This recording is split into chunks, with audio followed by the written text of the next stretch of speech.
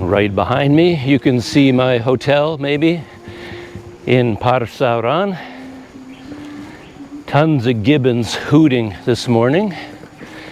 And I'm all loaded up, all my gear. And I am heading away, down out of the mountains, heading back towards Tanjung Balai on the coast, where I will be catching a ferry to Malaysia. But that's not for a couple days, so I have a couple days to ride from here back to Tanjung Balai. Take it nice and slow, take it easy. Yeah, like I've experienced a lot lately, I'm already kind of hot and sweaty and out of breath before I even start riding the bike, just because of the heat and humidity here. And just loading up the bike, getting ready. And it was even more complicated this morning because, yeah, for whatever reason, where my room is, it's up on the second floor. That's where the guest rooms are. There's no water up there right now. There's tons and tons of water flowing, but there isn't any reaching that floor. So I have to leave my room and go all the way down and across the parking lot and through the restaurant and out to the back to where they have a kind of a latrine out there with a water tub. So out there I can take a shower and get ready for the day. So I had to make several trips up and down. Anyway, it just felt like a particularly complicated morning. Morning. Oh, morning. Selamat pagi.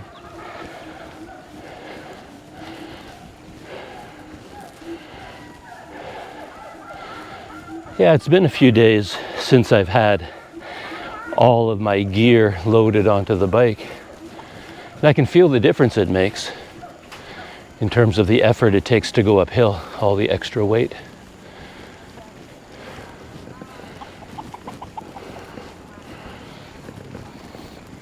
But this hill leading out from my hotel is a particularly steep one, so you feel it right away.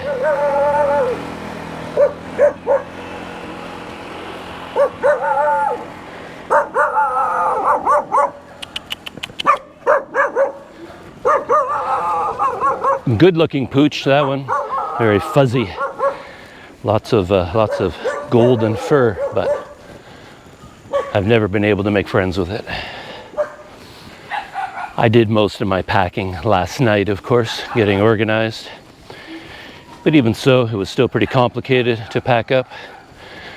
So I have to think back, all of my GoPros, my 360 camera, wallet, batteries, smartphones, passport, of course.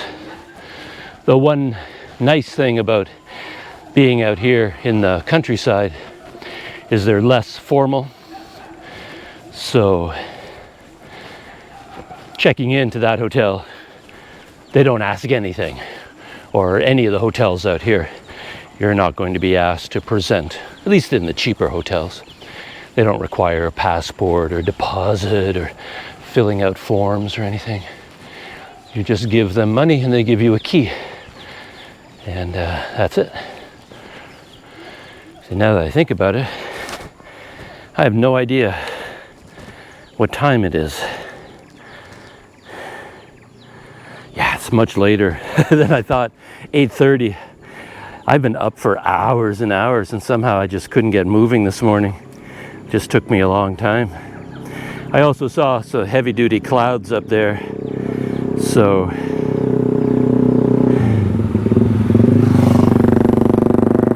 I was sort of waiting a little bit, like rather than leaving at the crack of dawn. I wanted to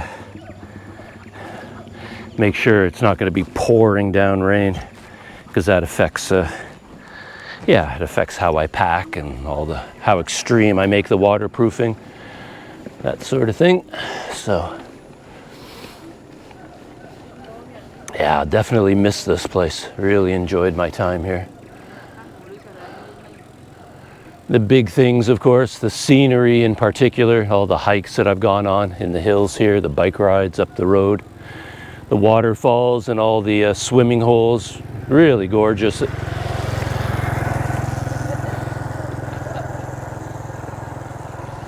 So yeah, I never did see a gibbon, but man, this morning they were hooting like they were at a rock and roll concert, and there were so many of them. And of course, compared to somewhere like Malaysia, it's relatively inexpensive here, which I really enjoy. Like just grabbing a meal, grabbing a drink. It's so much cheaper here than in Malaysia, which is nice. And here's my favorite restaurant. Kind of the only restaurant in town, to be honest. The Ojo Lali. Right here. So, hello. So, I'm all ready. Thank you again. The Ojo Lali. Yeah. My favorite place. Yeah, happy. Thank you.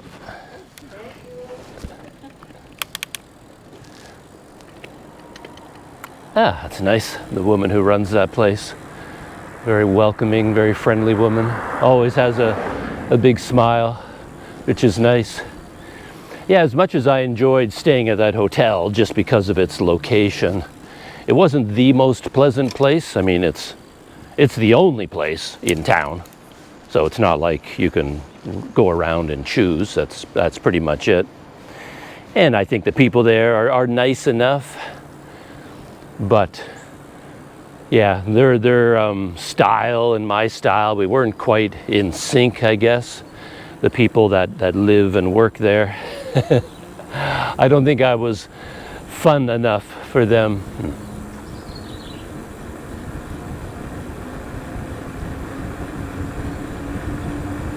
Yeah, I don't really remember much about this road in terms of up and down.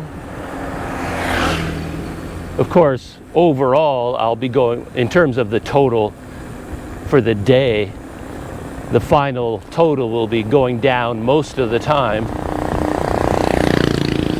But here at the beginning, there's also going to be, like right now, I'm going downhill, but it's going to end with an uphill climb. But I can't remember how many like roller coaster rides, downhill, uphill there were. So I don't know how many times I'll be grinding uphill. All of my cycling and hiking trips in this area were all heading towards that direction, not this way. So I haven't really explored this part of the area.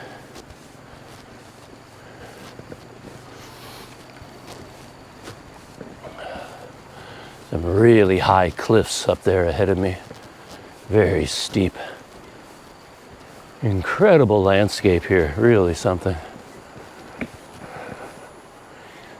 If I remember right, I think this hilly section lasts about 11 kilometers at the most, I think.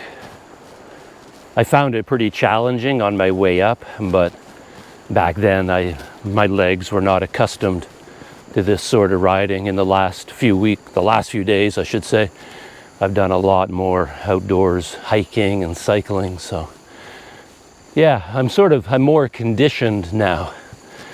So if I had more time, I could cycle deeper into the hills up to Lake Toba. Around Lake Toba, if you wanted to explore that by bicycle, I've done it in the past before I had a YouTube channel, and it's tough. The hills going down to the lake and then back up again, going to a lookout point and then back up again. It's really, really steep.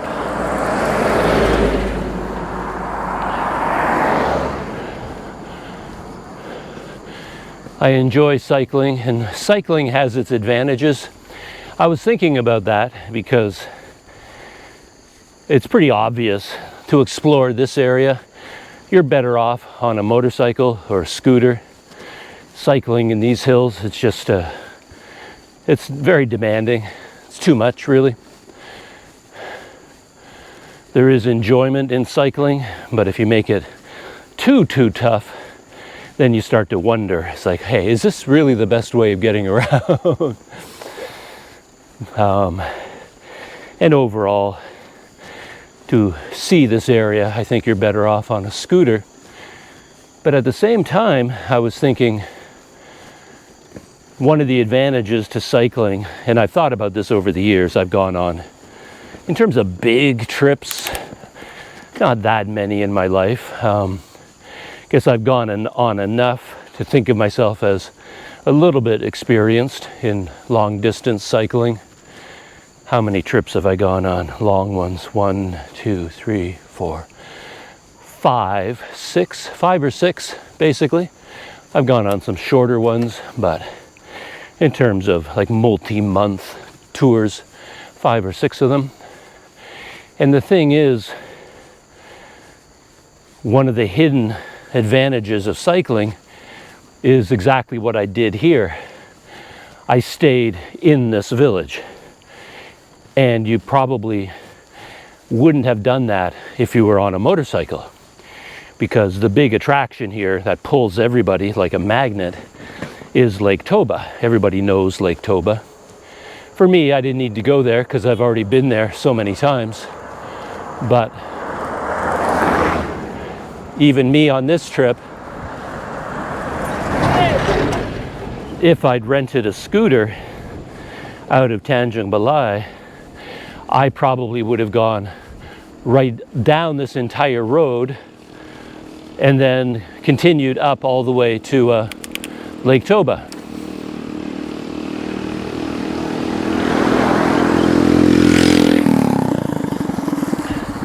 Because that's where most of the accommodation is. There's lots of hotels and guest houses up there.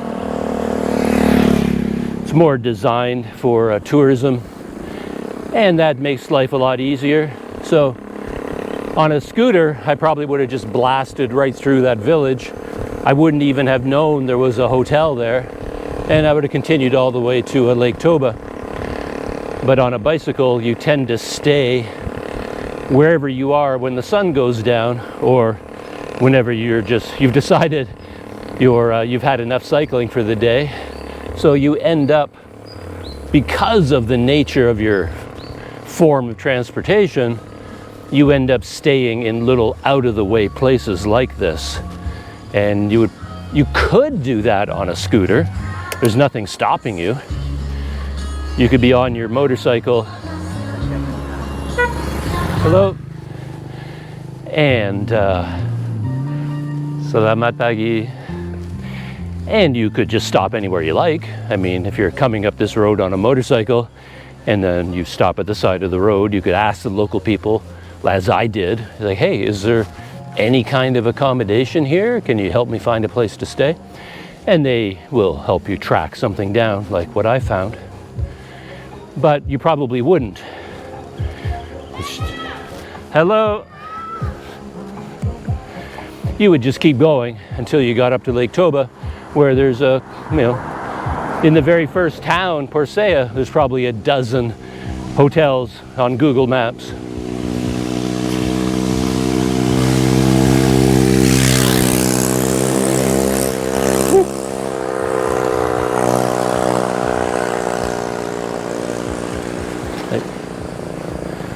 That is one loud motorcycle. Whew.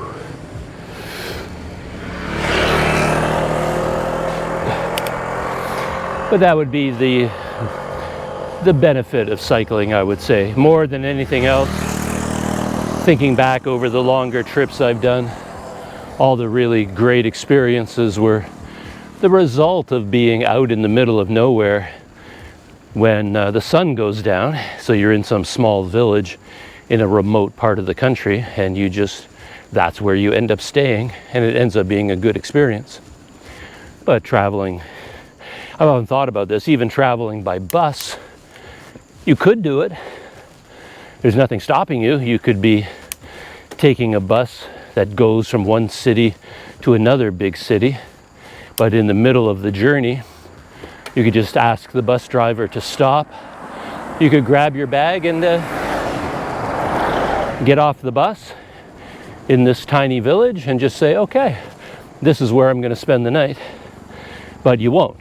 It's just not something you would do.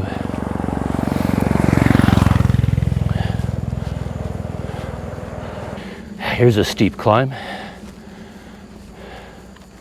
This is yeah, they don't have a gradients marked or anything like that, but I can sort of judge it based on my speed. This is a 3 km/h climb. A more normal hill is like between 4 and 5 km/h. And if I drop down to 3 km/h on my little cat-eye cycling computer, then I know this is even steeper. And how much I'm breathing hard is not really a good indicator, because a lot of this huffing and puffing, it comes from speaking. It's amazing how much more energy it takes to be walking and talking into a camera, or cycling and talking into a camera. It yeah, makes you breathe a lot heavier. If I wasn't babbling away here, my breathing would be much more steady, much more natural than it is right now, even with this climb. I noticed yesterday there was a lot of hustle and bustle to do with oil palm fruit. The pathway behind my hotel that goes up into the hills, it was jammed yesterday with motorcycles, filled. They have those sidecars that they make, homemade sidecars, filled with oil palm fruit. And then they were like harvesting them and then bringing them down to the road. So either yesterday and maybe today, there's a scheduled pickup where trucks will be going up and down the road, loading up all the harvested oil palm. So all the local farmers were bringing their harvest down from the hills down to the side of the road and putting them in piles to be picked up. And this morning I've seen a lot of these motorcycle oil palm rigs. They're not loaded yet, they're all empty, so I assume they're heading up into the hills to gather their harvest and bring it down and get picked up later in the day. Yeah, knee check. My right knee is not feeling too good this morning. I can feel it. There's something wrong.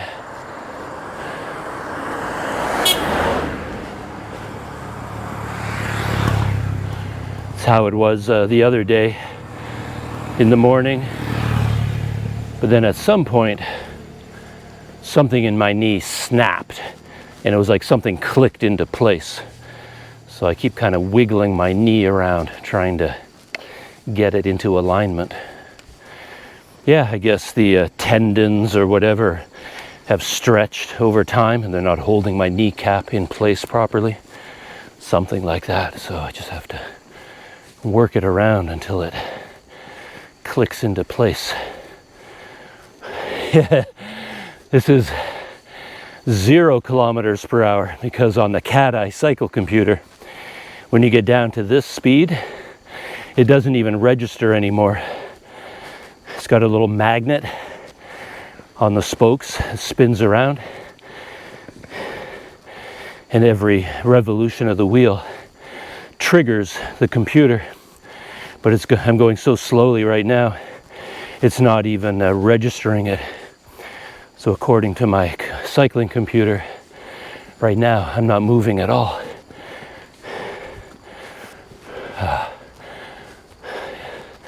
Just registered 3 km/h, which is kind of like walking speed if you're walking up this road. I remember when I was in Ethiopia, I was often, for long periods of time, cycling at this speed, and all the kids from the villages would come running out to the road to torment me. And they could easily go faster than me when they were on foot. not quite a normal walking pace, but they would just kind of skip ahead of me. And for the entire climb, I'd be surrounded by all these kids tormenting me. And then a bunch of them would start grabbing my bicycle and pulling me backwards. They would like hold me back so I couldn't actually make it up the hill. Yeah, they were the Ethiopian children. They were real demons when it came to people on bicycles. They loved to torment them. I think they still do today. It's just a cultural habit. Macaques up above me. There are big ones up here. The ones that I've seen a few crossing the road. They're big macaques, the big males, but no gibbons at all.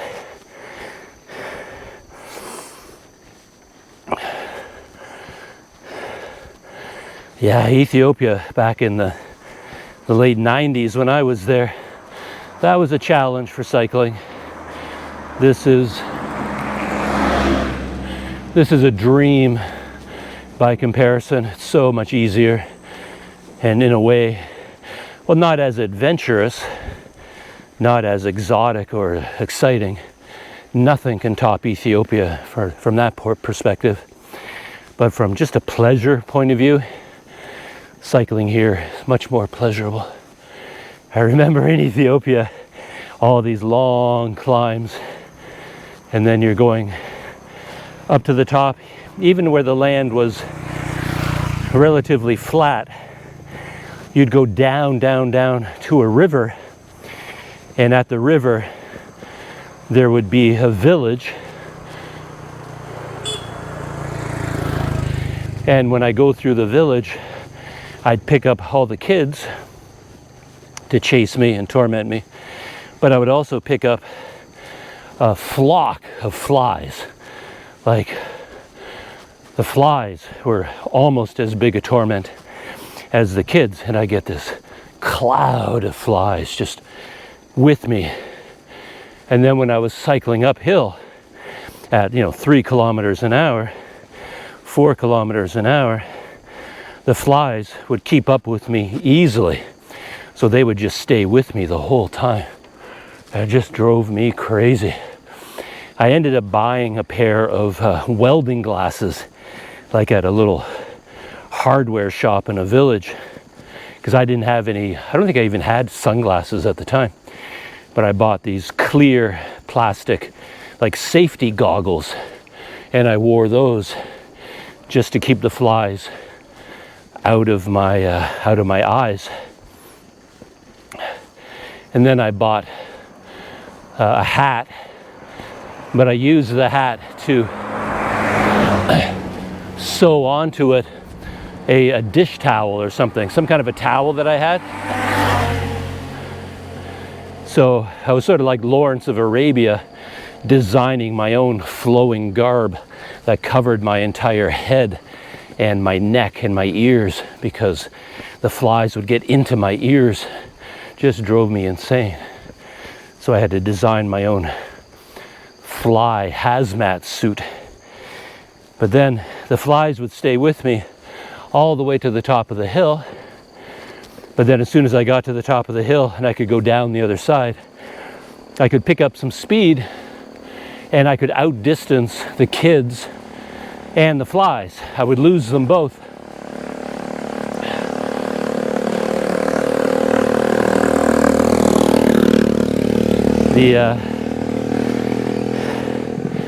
The kids, they would send one last volley of rocks at me as I got away from them. Hey.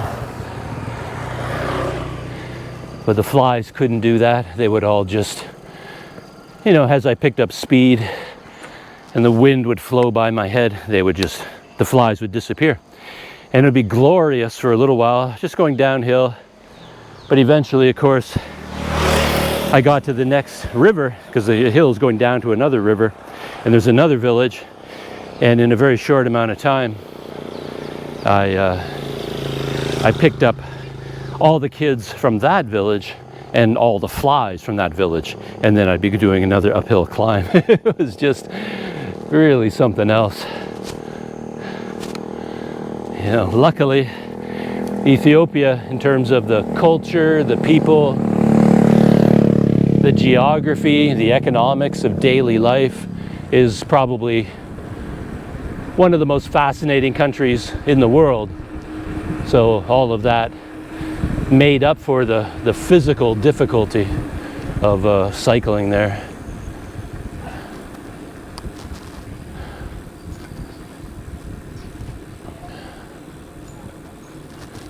I don't remember this little village at all.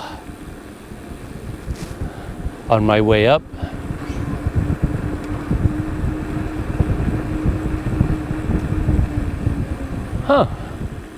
looks like a little place here. Rumah Mantap, Khas Batak. It's a restaurant, but they could have rooms here as well. Hi there. Hi, Pooch. Mama dog. Yeah, you really feel sorry for the mother dogs here, because they just have litter after litter after litter until their bodies are completely worn out. I mean, they never ever get a break from being pregnant and then giving birth and raising puppies, and once those puppies are grown, boom, they're pregnant again.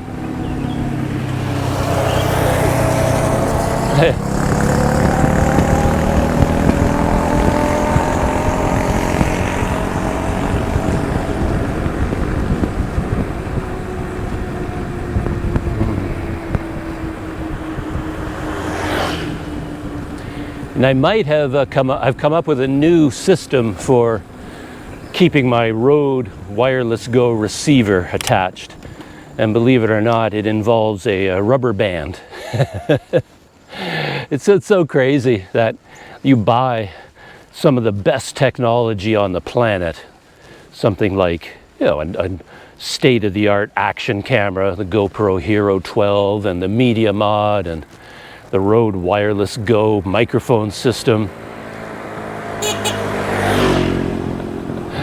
And then you end up having to add like duct tape, rubber bands, all kinds of, you know, things like that.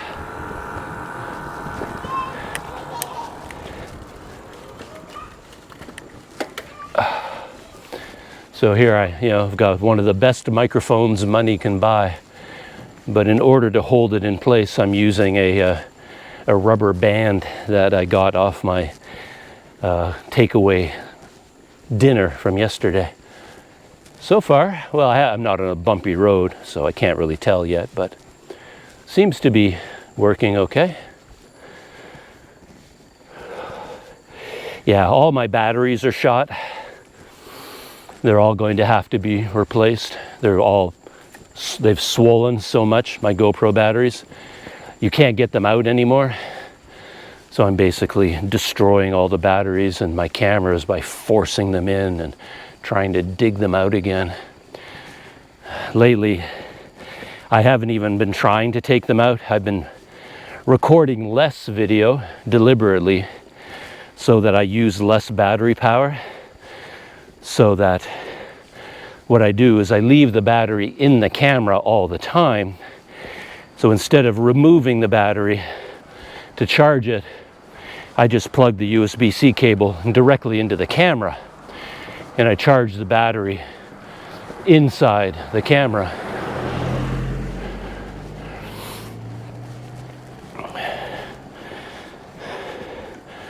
And I have 3 GoPros right now, the Hero 12, and an older Hero 9, and then a newer Hero 9.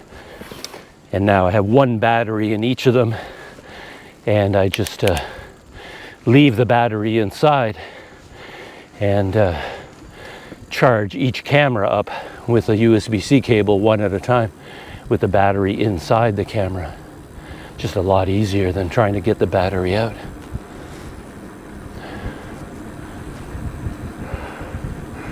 Oh yeah, I remember now on this road, I think when the hilly part ends, ooh, there's a big speed bump. At least that one was painted a little bit pink. I think when the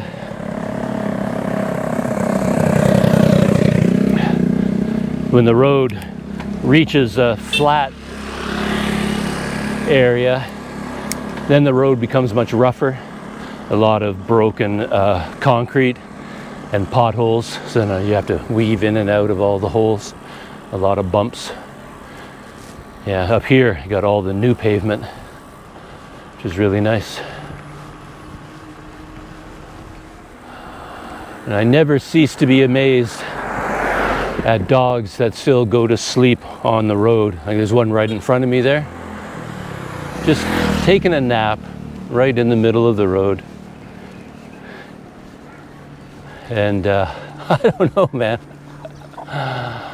As a species, how many generations will it take before they figure out that they shouldn't be lying down in the middle of the road like that? They're gonna get hit and broken legs.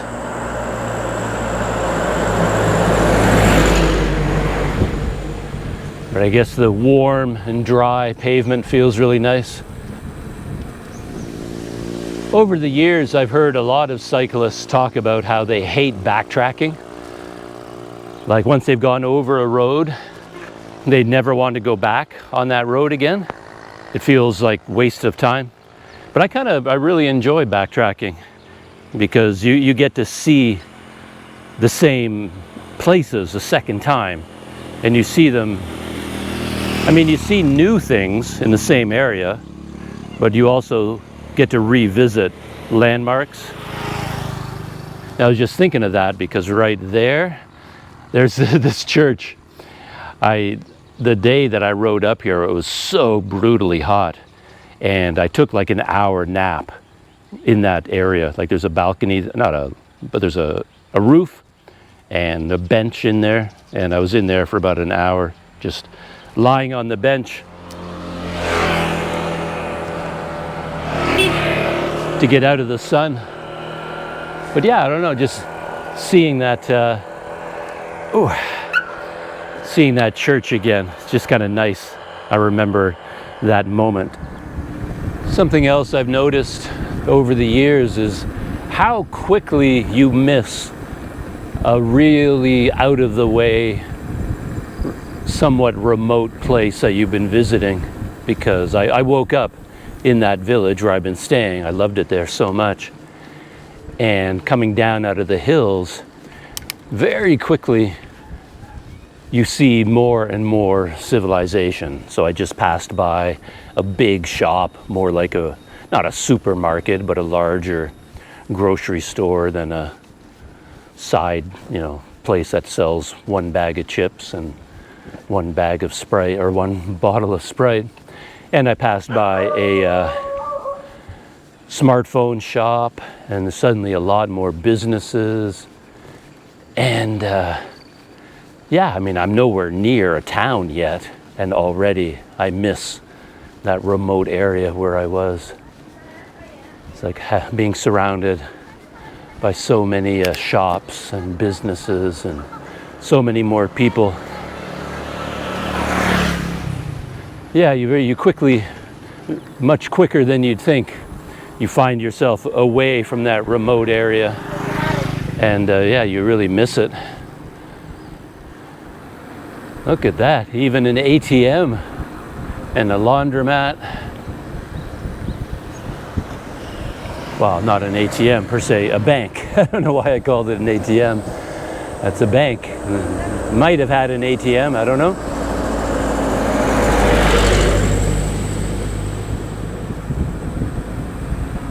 I guess I don't even think of them as banks anymore because I never go into a bank to do bank things. I only ever go to a bank in case it has an ATM.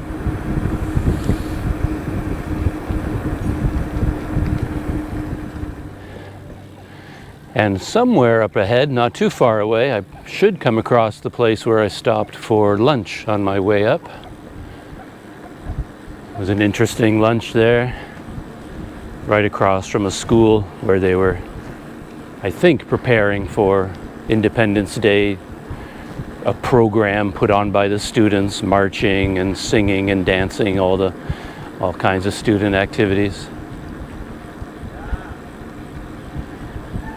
Yeah, here's, to me, this small village here, this town, feels like a big city to me. Just from a few days in a remote area, even a tiny place like this can feel like a big city by comparison. Yeah, and a truck like this, you know what's ahead of it in terms of climbing. It's got a long journey, uphill climb.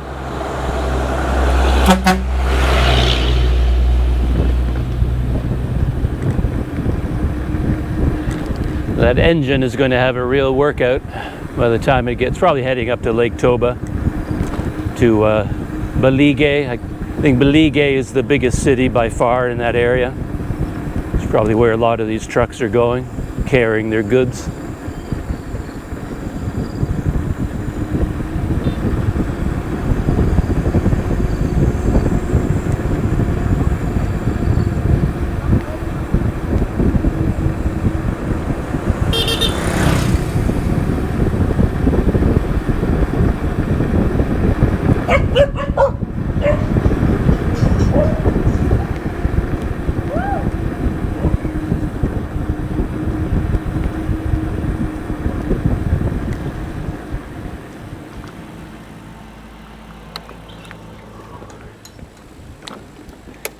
Yeah, one thing about these speed bumps,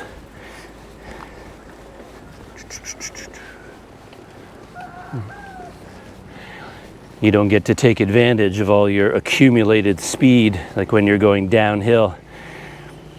Normally you can carry that speed over to the beginning of the uphill climb afterwards, but they put all those speed bumps down at the bottom, so you basically have to come to a stop and you lose all the speed you had built up.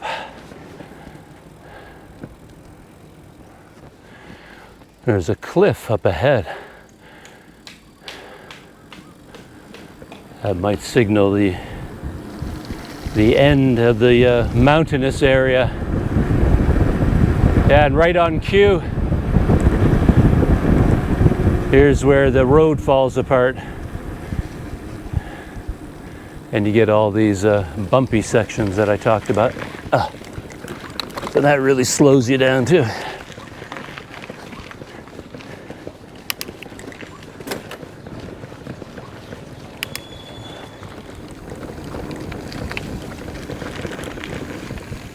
Yeah, you gotta wind your way through all these potholes.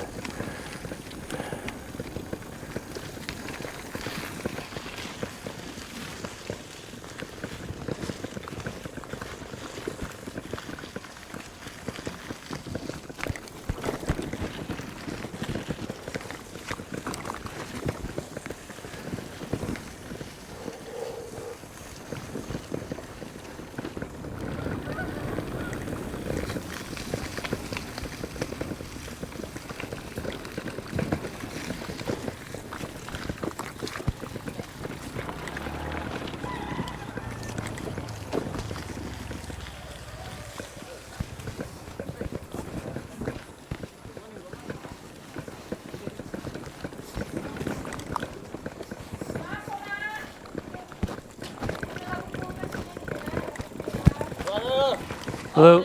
I'm fine, thanks. How are you?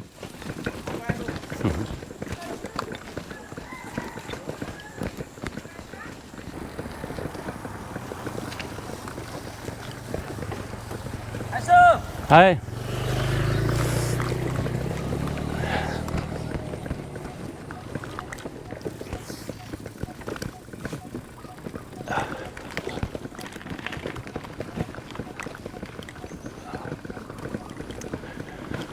I didn't watch the whole video. I just saw part of it, I think last night or this morning, I can't remember. That was the latest video from my fellow cyclist, the American Hobo.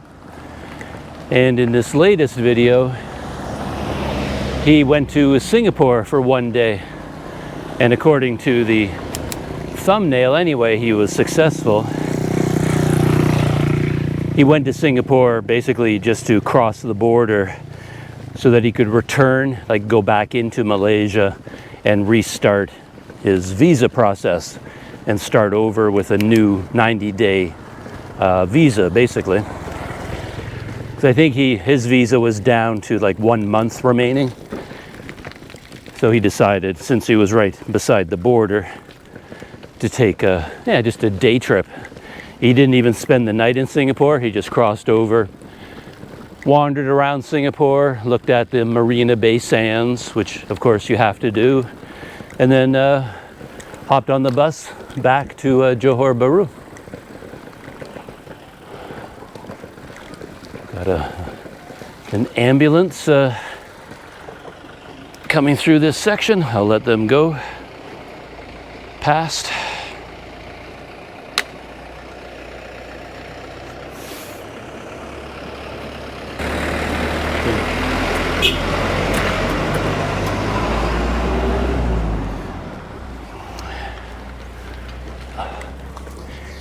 Yeah, and I think a border crossing like that is completely different now because it's all automated, I think. Daniel didn't show any of the process on video, but I think he said that all he had to do was scan his passport on a machine, both exiting and entering Malaysia and Singapore. So he didn't actually have to speak to an immigration officer of any kind.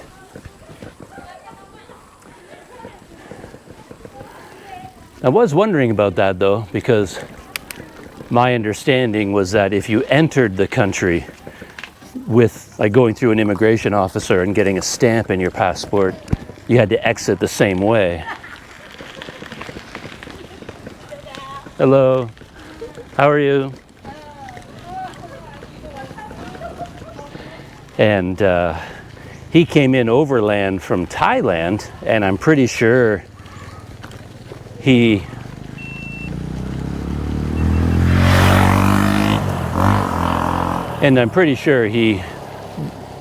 went through an immigration officer and got a stamp in his passport. So I didn't think he'd be able to leave using one of the auto gates, but apparently he did without any issues, and got back in without any issues. Because I remember long ago I went on a trip. I was in Malaysia and I went to Singapore for a few days to see Singapore. So I went there on a little trip. Hello. And then when I returned to Malaysia, the auto gates didn't exist yet. So I had to stand in line at an immigration counter. And I was pulled out of line and taken away for a relatively lengthy interview, all about who I was and what I was doing and my financial situation. You know, they basically wanted to make sure I wasn't working in Malaysia. So that's basically what happened to me the last time I went to Singapore. But now, because Daniel could use the auto gates, yeah, I wonder how that works. I assume they're monitoring somehow in a back room, you know, on cameras or something. Got a major series of bumps on this bridge. So maybe they could look at the people in line and say, oh, if I were in line for the auto gate, they would, for whatever, I must not have a very trustworthy face, but they would look at me and go, oh, we better talk to that guy, see what he's up to, and pull me out of line. But yeah, like I said, Daniel didn't even have to speak to an immigration officer. He just scanned his passport going in and scanned it coming out. And this time he knew he could do the Malaysian digital arrival card by himself, because when he entered from Thailand, he was under the impression that it was more serious than it was, and he actually had like an agent did it for him and charged him a pretty hefty fee to do it.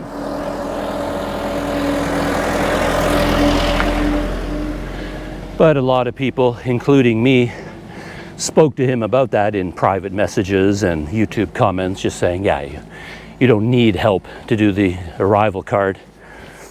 You just go to the website and fill out the card and you're done. It's a very simple process.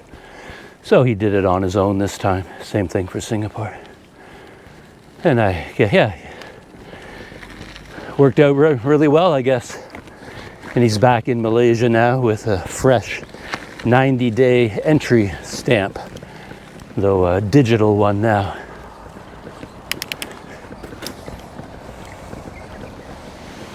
Another landmark on my journey up, I'd completely forgotten about it, to be honest, until I got here.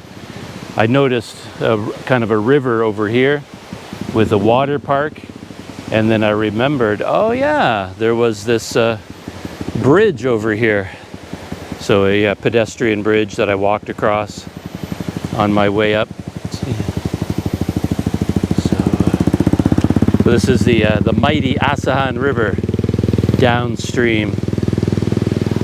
I still don't know where the water from the dam, or not from the dam, but from the power generating station, where it rejoins the river, whether this is the full river right here, or whether it's still low, and then the water that was diverted to go through the power plant. I don't know where it rejoins it. Like maybe someone told me like 16 kilometers away from where I was staying in that village. So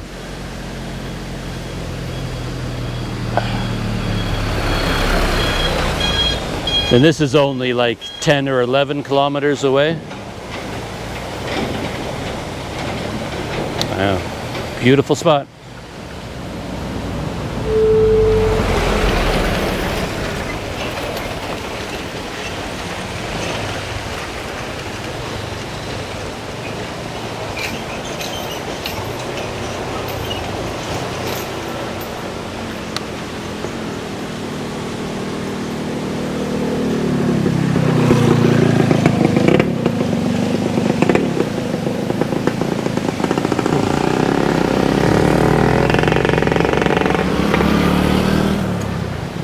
Bit of a rough spot here, and a lot of trucks and motorcycles hit all at once.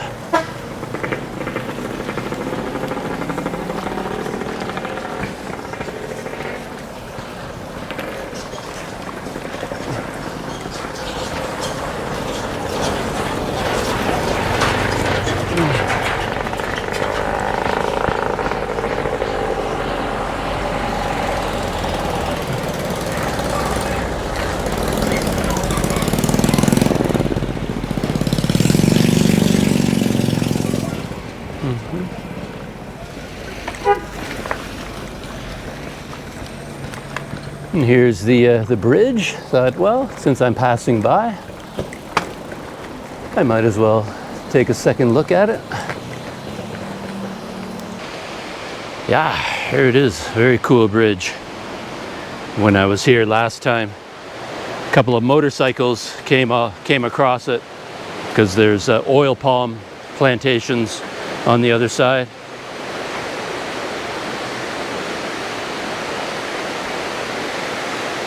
Wonder how long it takes for the water to get from where I was staying to here. It's the same river, of course, so all this water going past right here is the same water that I would have seen at my hotel when I was going across the river on the cable car.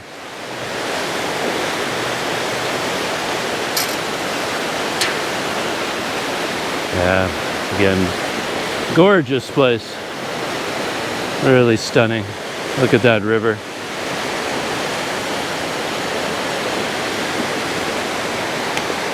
Got a lot of water in the river. Seems like it anyway, but it does narrow down here, which makes it look like there's more water. Up here it's wider. Yeah, flowing pretty strongly.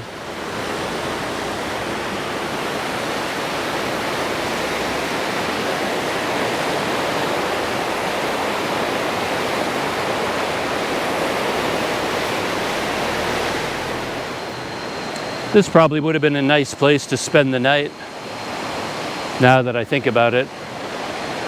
Like on my trip up,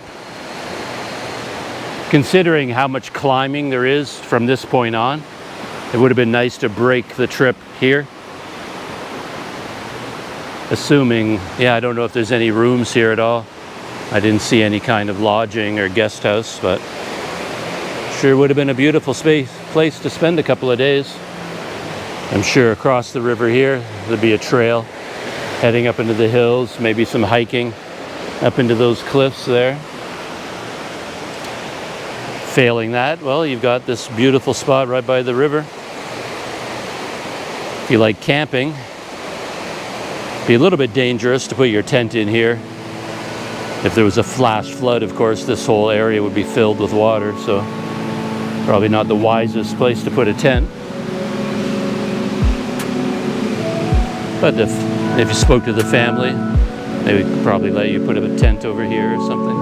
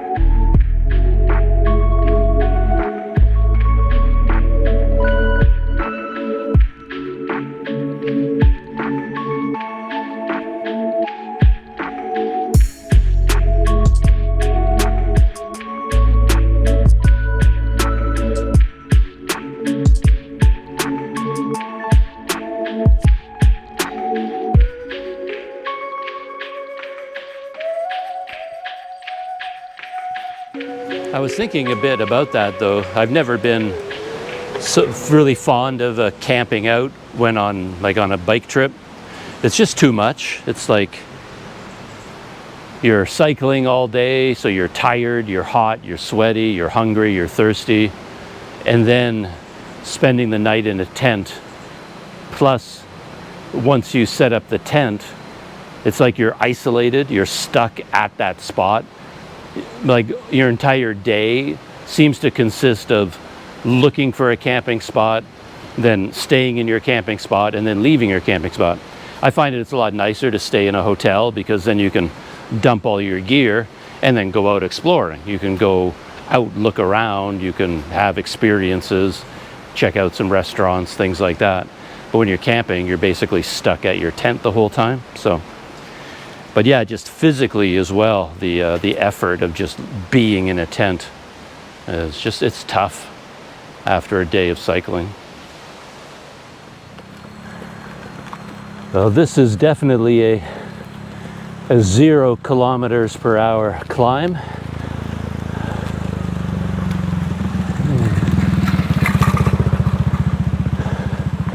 Combination of the steepness and then the roughness of the road. Yeah, because whoa! I'm actually skidding my rear wheel. I was spinning right there. Yeah, trucks do the same thing. They have to apply so much torque to their rear wheels, they tear up the asphalt a little bit, and then it just gets torn up more and more and more. Yeah, I was just saying, I've been watching the videos from the American Hobo and from a guy from Morocco. His channel is called Let's Go Cycling, and both of them camp out quite a bit. And I was thinking, I'm fine, thank you. Like even staying in that fairly primitive hotel in that village for a week or so, however long I was there, I found it really difficult just to live in a hotel. It's physically hard. Like you go out for a bike ride, you go out for a hike, I come back, and it's exhausting being inside a hotel room in terms of the living conditions and being really hot and sweaty and dirty, and then you have to rinse out all your clothes, hang them up to dry. All of my clothing needs to be washed. Everything is getting musty and stinky. You know, it's like, I don't know, just day-to-day life living inside a hotel room was physically hard. So I can't imagine doing all that and then spending every night in a tent. Just like bathroom stuff as well, because I don't know, I get sick to my stomach a lot. I guess I got a very sensitive system these days. I've had it for years, so the entire time that I've been out here in Sumatra, I've been sick the whole time, just non-stop being sick to my stomach. So, and that becomes really hard even staying in a hotel room. I can't imagine being in a tent every night and being sick all the time too.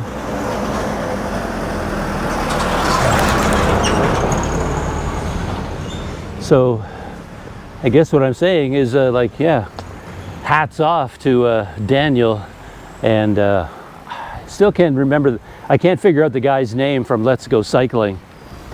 Usfan, maybe Usfan? He's not a great communicator, so he doesn't talk a lot, and even when he says his name, he says it so fast I can never quite figure out what he said. But anyway, yeah, they camp out a lot, though with the guy from Morocco, it's not always clear what he's doing because he doesn't show his entire life. His most recent video from Malaysian Borneo, he went to Kuching because he needed to apply for a visa for Brunei. And then his next video starts with him saying,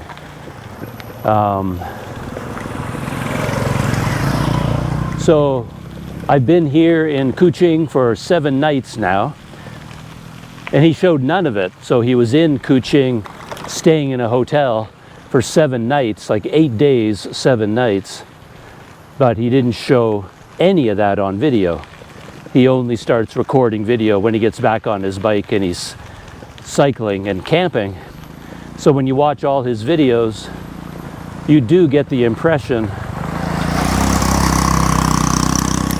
that he's camping out, you know, night after night after night after night, because every video shows him waking up in his tent, cooking a meal outside his tent, boiling some water for a cup of coffee, and then getting on his bike and cycling. That's all you ever see in the videos.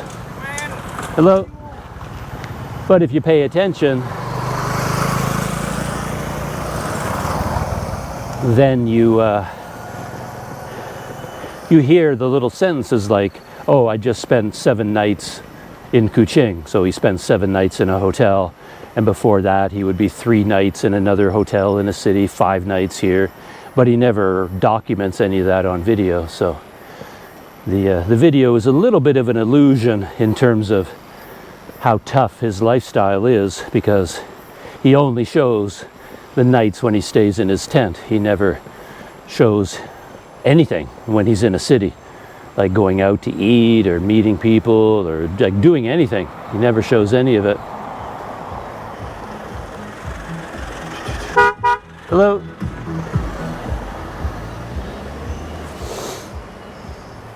But even so, one night in a tent is a lot.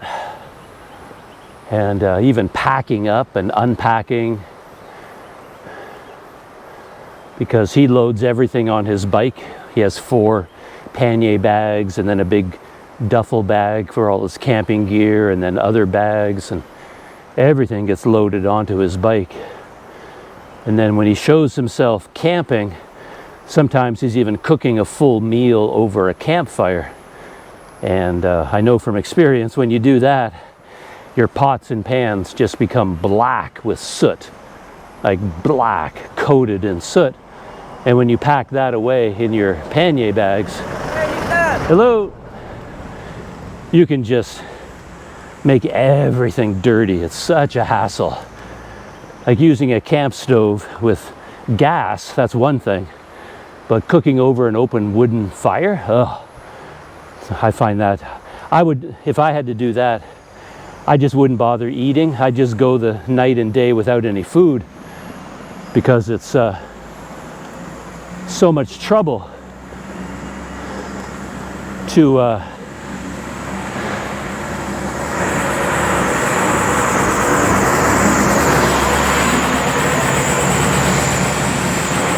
just thought I'd let that truck go by. There's nowhere for me to go on my bike ahead. Here comes another truck. Getting back into civilization, as I said.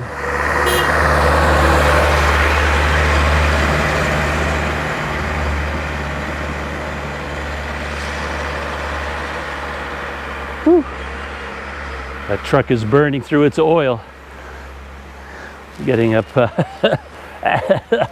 getting up this incline. Yikes. So, I hear a motorcycle. I'll let them go by too.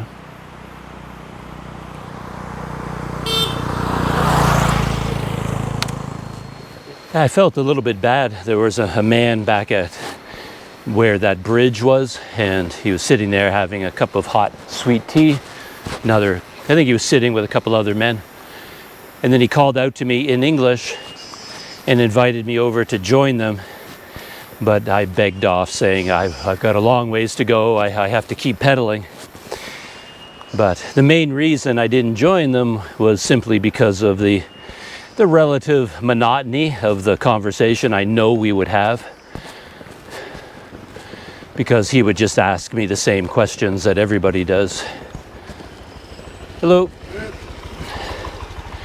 So yeah, we would just, I would just be asked, who are you, where are you from, and how long have you been in Indonesia, and are you married, why aren't you married, where is your wife?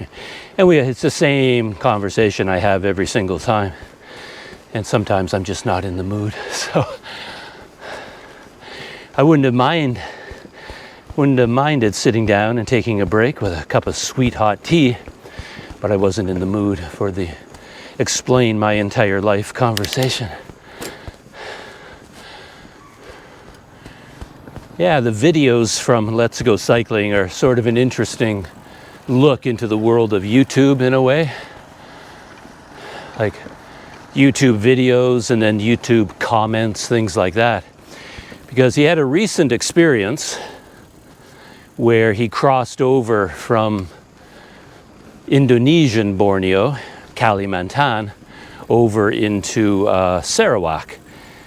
So he's essentially going over the border from Indonesia into Malaysia. And when he did that, he found his ATM card wouldn't work. He tried many banks, like probably 10 different banks. And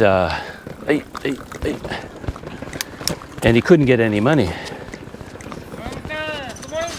Hello. How are you? Good. Okay. Selamat pagi. Okay. Good morning. Good morning.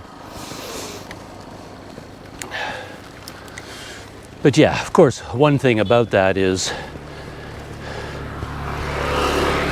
I've seen it a lot on YouTube videos where people show up in a new country, usually younger people, and they are in trouble because their ATM card won't work, and they suddenly find themselves, they have no money at all. And this puzzles me to a certain extent because I always have some money, right? I wouldn't go anywhere without, I don't know, it goes up and it goes down. I think right now I have like $300 US in cash with me. And I would never dream of going anywhere without an emergency cash reserve like that. It's saved my neck so many times over the years. So I find it hard to understand anybody traveling long term around the world relying only on their ATM card and expecting to get money no matter where they show up.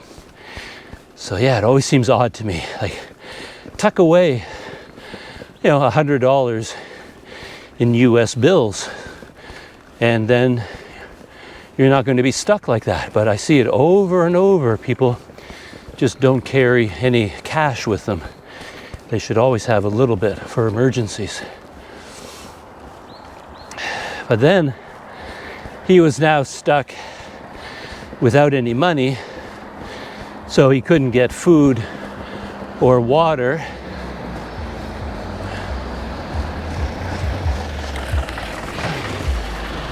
And then he arrived, I think, in Kuching, and he still couldn't get money. His ATM cards wouldn't work at the banks in Kuching either. Whew, another long climb up ahead. Looks like a 3 km/h climb. And then at one point he had no money at all and no water. So he went up to a mosque, like a big mosque, big fancy one in Kuching. And his idea was to ask them if they could give him some drinking water. But he went about it in such a weird way. He's not a great communicator, as I said, so he kind of meandered up to the mosque on his bike, just sort of aimlessly, and then he was at the entrance to the mosque. But instead of parking his bike, getting off the bike, getting out his phone and explaining to somebody, hello, his situation, like saying, I'm traveling by bicycle and I just arrived in Malaysia and my bank cards won't work and I can't get any money, so I need help. Could you at least fill up my water bottles with drinking water? He didn't do that. He just sort of hung out at the front of the mosque, and then this guy showed up on a motorcycle, some kind of a delivery driver, I think, and then Usfan just kind of waved a water bottle at him and said something like, can you help me get water? And that's all he said to this motorcycle driver. I don't even know whether he was connected with the mosque. And then this motorcycle driver went up to one person standing outside of the mosque, might have been a security guard, came back to Usfan and just said, no water. And that was the end of it. So of course, in the comments, well, I shouldn't say of course, because when I watched the video, it was obvious to me that Usfan, he hadn't explained himself. Like nobody there understood what he was saying or what his situation was. He didn't go into the mosque. He didn't go up to an official. He didn't take the time to explain his situation. He just waved a water bottle at a random motorcycle driver and said, can you help me get water? And they don't know what's going on. Like they thought, like maybe he wants to buy water and he thinks this is a store. Like, no, we don't sell water here. And then he left. And then in the comments, there's so many people criticizing the mosque and saying, oh, what they need to educate the people, what terrible people in Kuching. Malaysian people are so unfriendly, so unhelpful. They won't even help a stranger in need. On and on and on and on. And I was looking at those comments going, like, did you guys see the same video I saw? I know for a fact, if he'd gone into the mosque, spoken with somebody, they would have given him water. They would have given him food. They would have given him a place to sleep. Absolutely, they would have. But he, like I said, he never explained his situation. And as far as I can tell, he never even spoke to anyone at the mosque.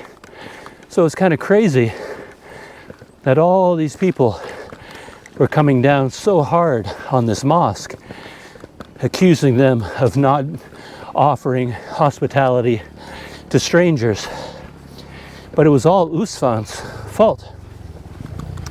Yeah, it was very, very weird. Hello.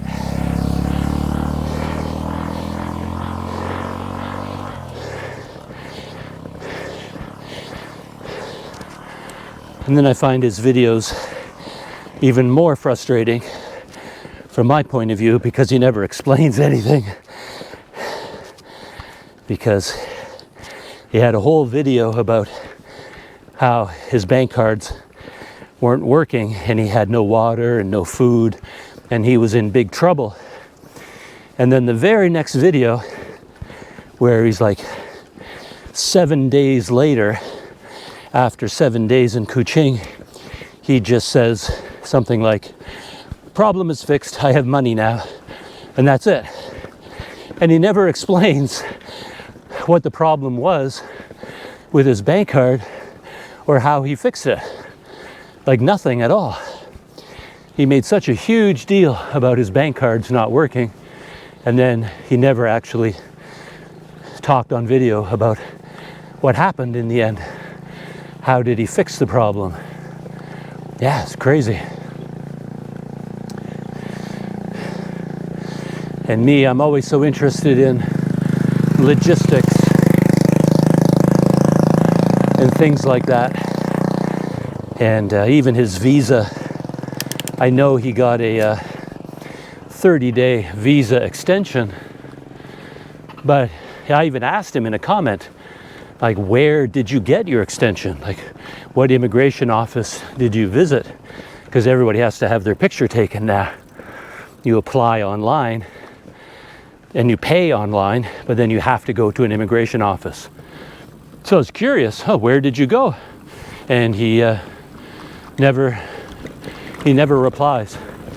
He never gives any information about the timing, where he is, where he went, what his plans were, how long. Yeah. Hey. But yeah, his videos are very popular.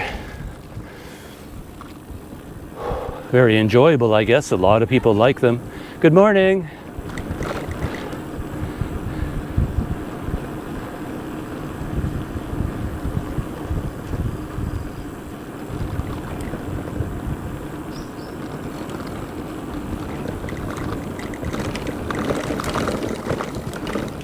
Yeah, it's interesting how difficult a rough road is as well. Like if you're on a scooter or a car or a bicycle, you think like going uphill is very, very difficult, slows you down. But the road surface is just as much of a factor, maybe even more so. There's two cars up ahead, just bouncing and bouncing and bouncing because the road is so rough. You can't pick up any speed on a rough road like this, and you need a lot more energy.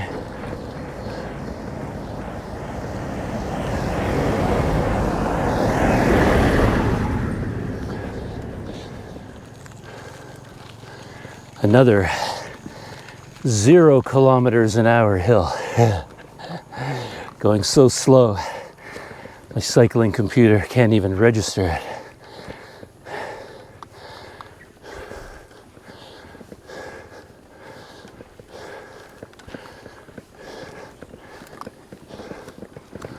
Ooh, so rough.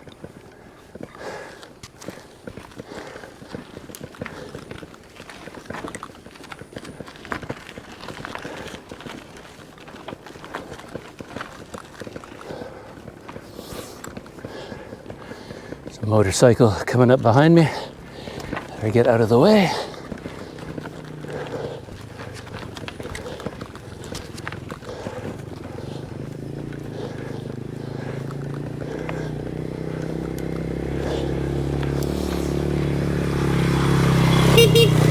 Hello.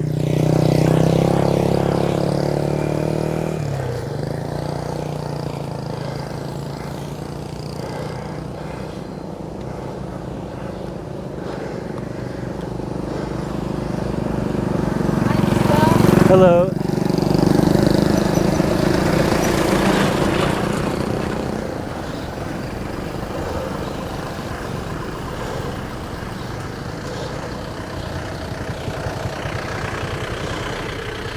Practically a traffic jam. I'm up to 4 kilometers an hour.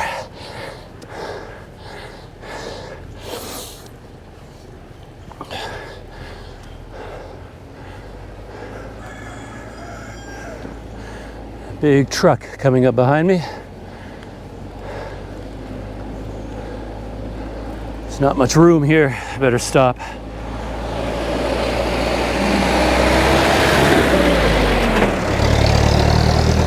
A whole bunch of trucks.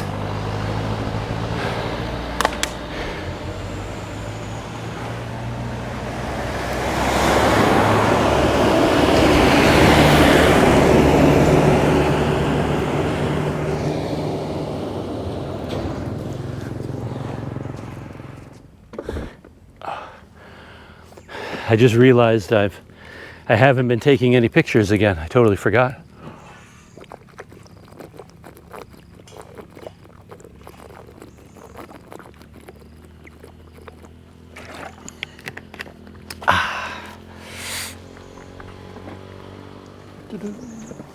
Hello, mister. Hello.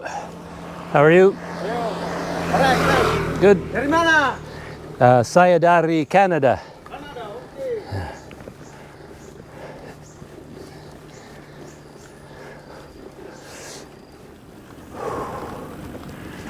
Arrived at another small town. Hello. Hello. Okay. Hello. Yeah, I think this is where I had lunch on my way up.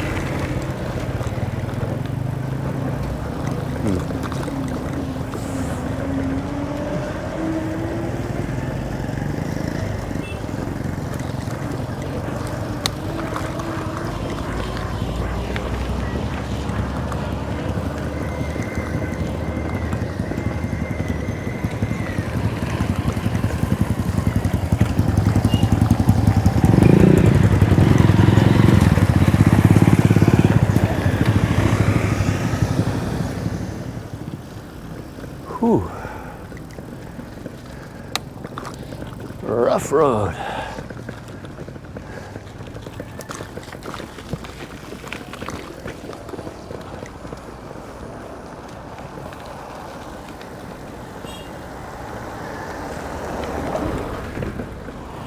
So, still cycling along. I'm coming downhill, having a really good time, and I was looking ahead of me on the road, and look who I ran into. Another cyclist. Hello, I'm from Japan, Taka. Yes, it's Taka from Japan. So we've been here already for what, 15 minutes? Yeah. Talking, exchanging stories. This conversation. Yeah.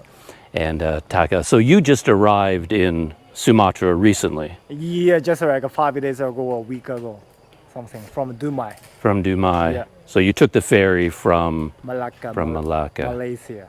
And how many days to get to here? Yeah, just a week. About a week? Yeah. Okay. Yeah, just took main highway to get here, Right. and then going to Danau Toba. Yeah. Uh, Yeah, we were laughing. I was laughing about that because he was talking about the highway to Dumai, all the trucks.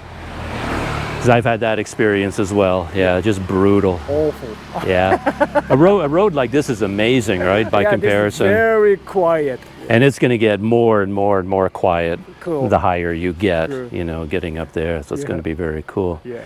So he's got quite a setup here. We were comparing bikes too. He's got the full set of Ortlieb Pannier bags, handlebar bag, backpack strapped to the back there.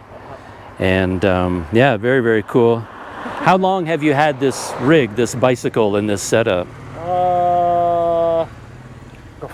I just left Japan 4 years ago. 4 years? 4 years ago, this is set up already done. You had the same bike, everything when you left from Japan? Yeah, exactly. Okay. Before honestly, my first trip was Canada Oh, because I lived in Canada, and then it was a different bicycle. Start from Canada, Jasper, okay. to Argentina By bicycle? by bicycle. Crazy. Then I flew to On Spain. this one or a different one? Different one. So, okay. Yeah, different one. Spain, Europe, and then from Turkey I done, and then went back to Japan. It happened COVID-19. Oh, okay. And then I just built by myself this bike for next adventure. So then this next adventure, how long has it been going on? Until my money is running out. Well, yeah, Or- but when did it start? When? Like from Japan, where did you go?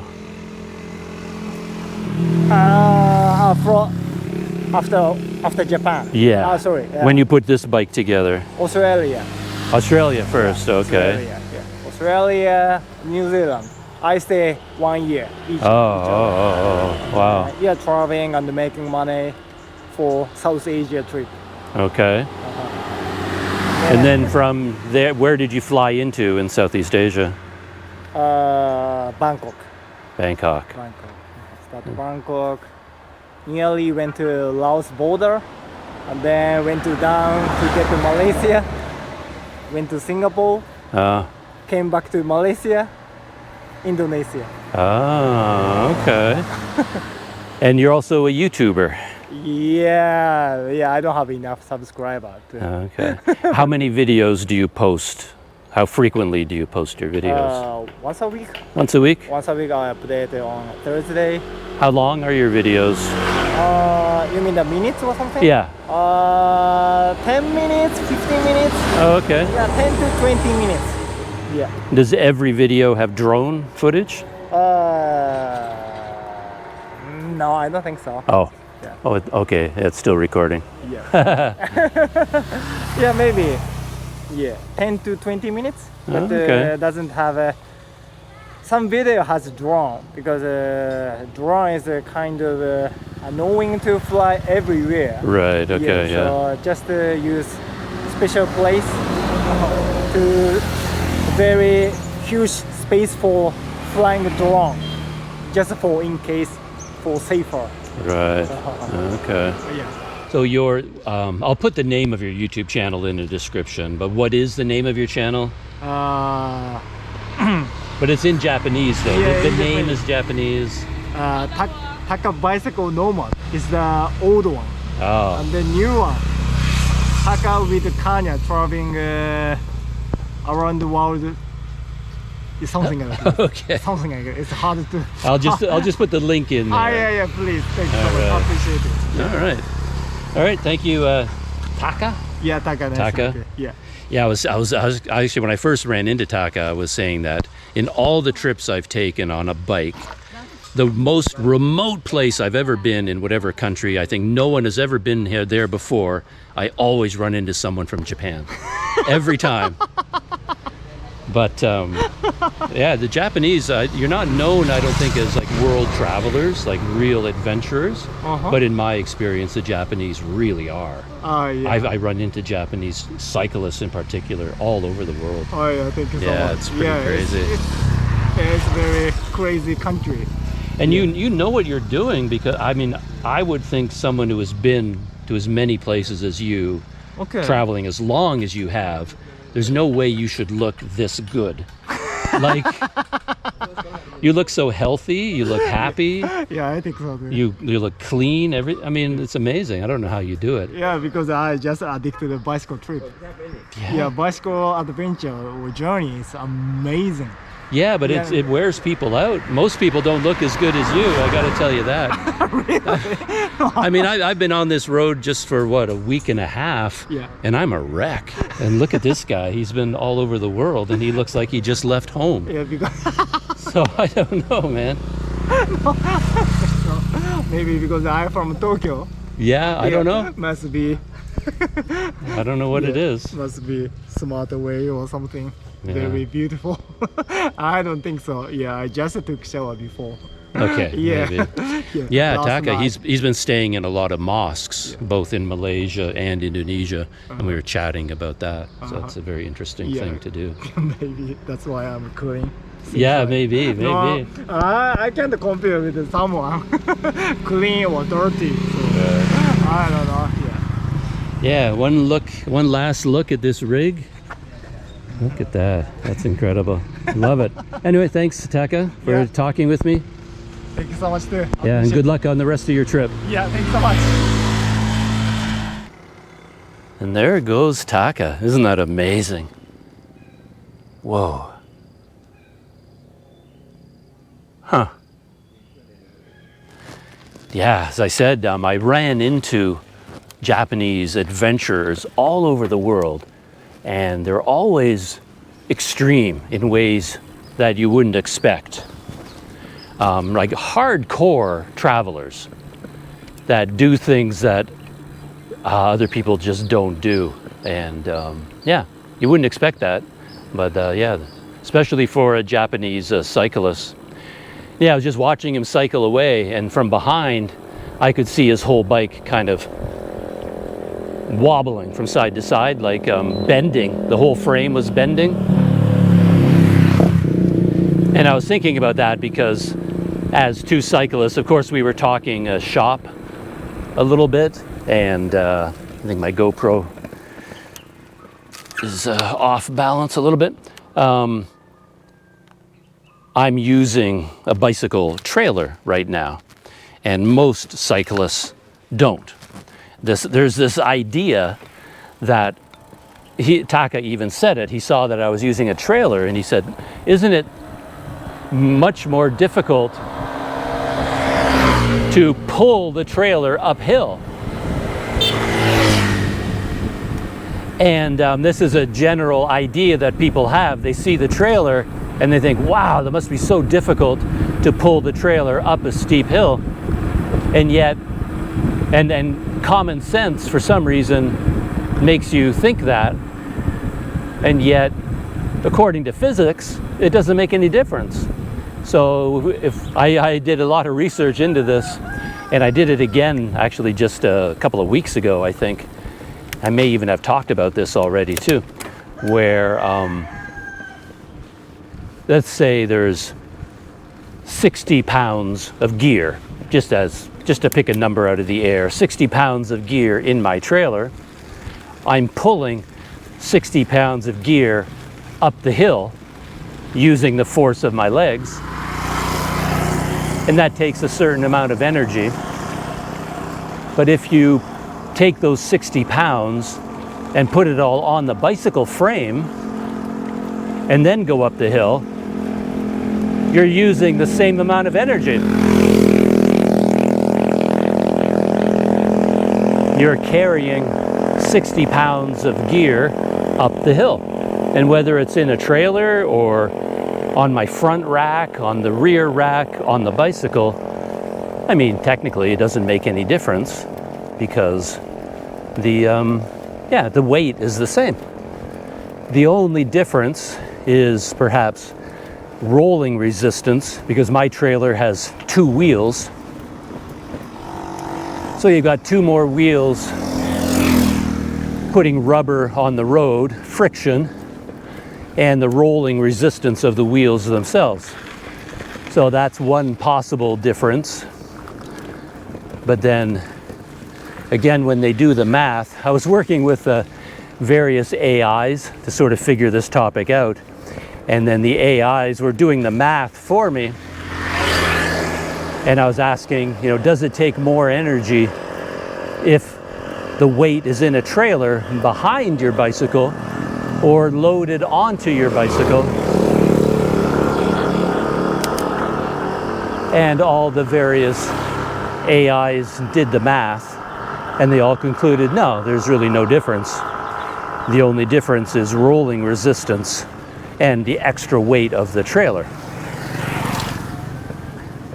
But even that can be counterbalanced because,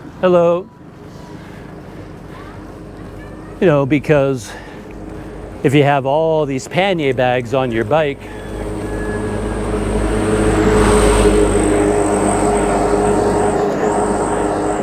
you create this block and it creates a lot more wind resistance. And the trailer is very low and very streamlined and cuts through the wind. So you actually reduce wind resistance, which makes it easier to use a trailer. Ooh. I'm gonna stop for you, pick up some water here. I normally start my day with 4 or 5 liters of water in my bike bottles, but I didn't do that this morning, so I need some water.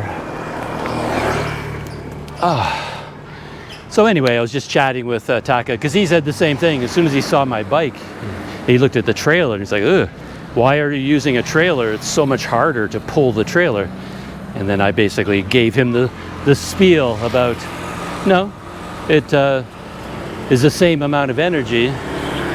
And in fact, there are many, many ways that a trailer is easier and better. And one of them is he has all that weight on his bike, and I could see the whole bike frame was like bending and twisting. And my bike, I don't have any of those twisting forces because the trailer is carrying all the weight. Of course, I could list a half dozen or a dozen, disadvantages to the trailer. There are a lot of them, but there are compensating advantages at the same time.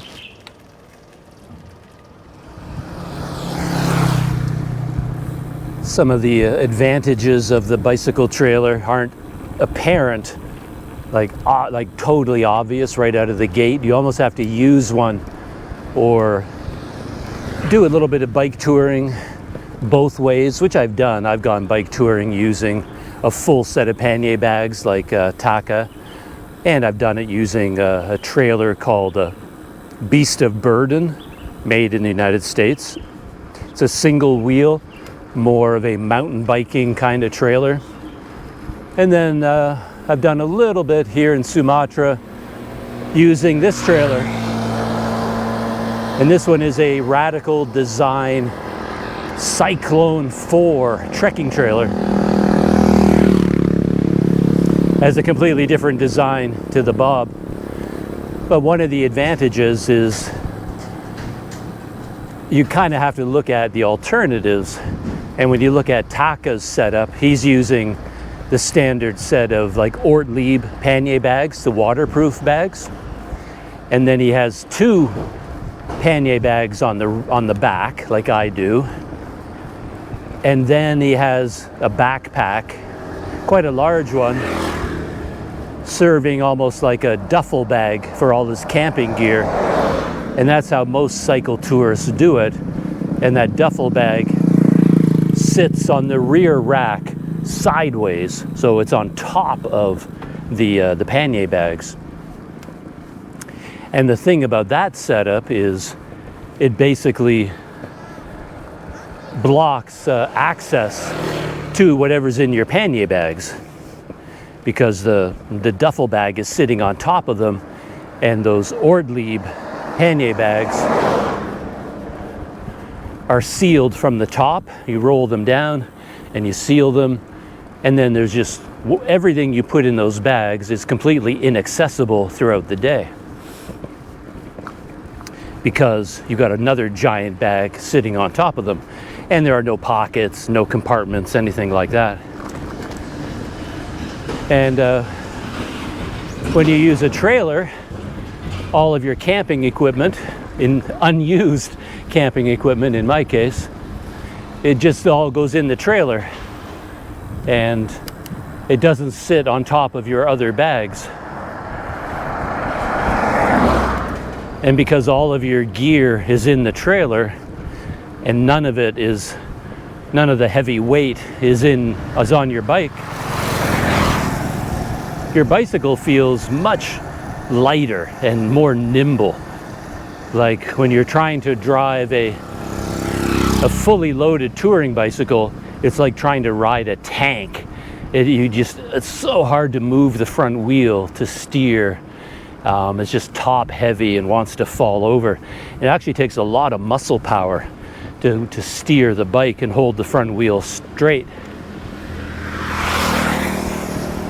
And whatever disadvantages come with using a trailer, you don't have any of those problems. Like my bike is just completely, it's like there's nothing on my bike at all. Like here I am, just sort of zooming from side to side. It feels like there's nothing. There's no weight on my bike except for me. And yeah, you can just move the front wheel without any effort at all. It just feels light and nimble and feels very free, because you're not carrying all that weight on the bicycle itself. I don't know. Advantages, disadvantages. Overall, I wouldn't recommend it to other people to use a trailer. I think for most people, the disadvantages would outweigh the benefits, I think. I followed some long distance travelers in the past who were traveling by bicycle, and they would try to use a trailer, and then partway through their journey, they get rid of the trailer almost every time. Everybody stops using them. And I'm not entirely sure why they stop using them. I think part of it is because it's different. Not many people use a trailer, and everybody tells you you shouldn't use one. So you sort of end up talking about the trailer all the time and kind of defending its use with, when you're dealing with other cyclists.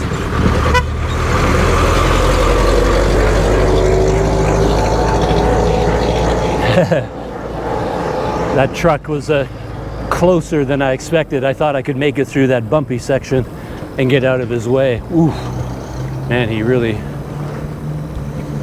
hit that bump hard. Hi. Yeah, as far as I can tell, I've fully come out of the mountains now, out of the hills.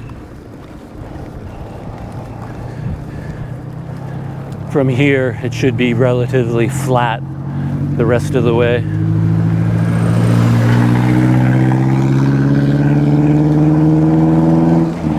Man, I wish I'd met Taka someplace where we could sit down or like spend a day or two together just to talk about bike touring. I'd love to hear all his stories.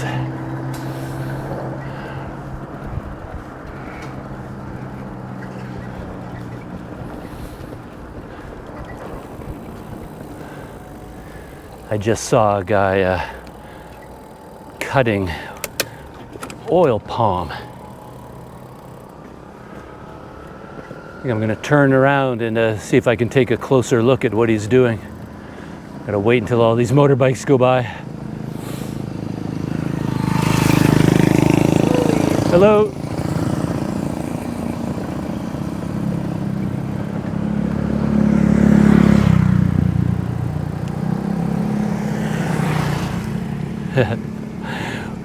One thing you have to be aware of with this trailer, it's kind of a funny thing, is that if you want to do a really tight U-turn, like I just did here, you have to turn to the left.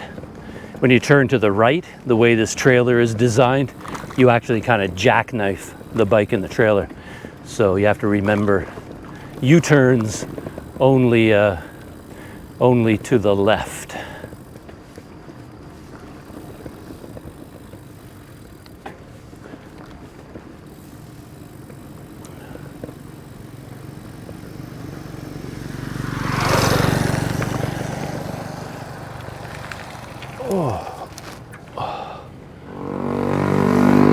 Oh, so he cut the palm fronds. It's okay? Video?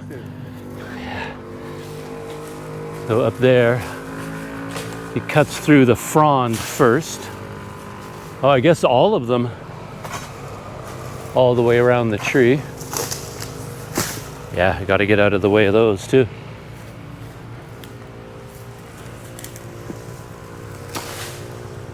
So I guess he has to cut those first. These don't have any fruit on them. Look how tall that thing is.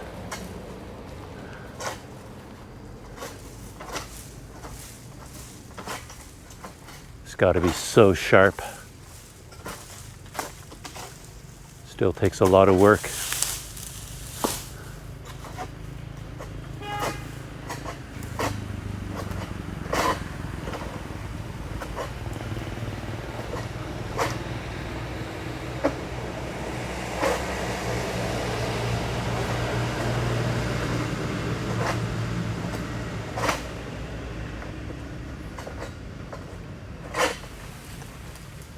Oh, looks like a fruit is coming down with this one. Look at that.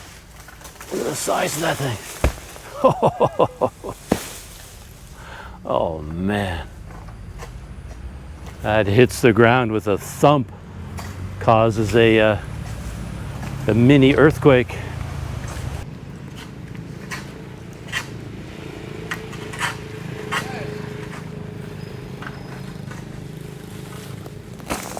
Oh.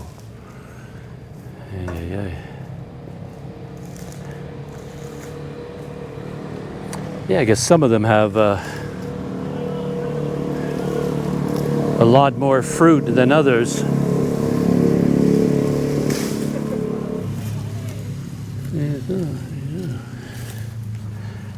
I don't know whether they collect up the ones that fall off or not. I wonder how he knows. I look up at the base of these trees and I can't tell what's going on up there. He seems to know exactly which trees. Whoa, that's kind of a rotten one.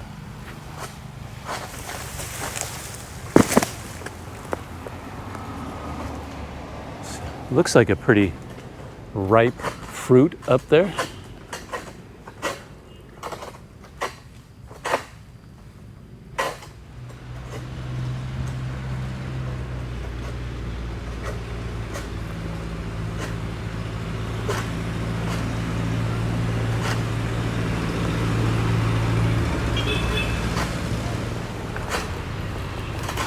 There it goes. Whoa. Huh.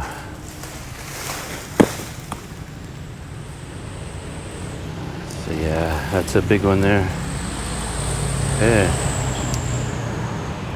Terima kasih. Thank you. Yeah, I've got a whole team working here. So this guy is collecting them in a wheelbarrow, and he is collecting the fruit that fell off. But yeah, you can see the size of them compared to a regular sized wheelbarrow. These things are huge. Absolutely huge. You can carry like maybe one or two of them in a wheelbarrow if you're lucky. Probably just one of them.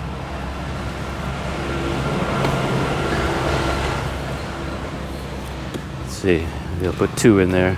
Yeah, barely. Man, oh man.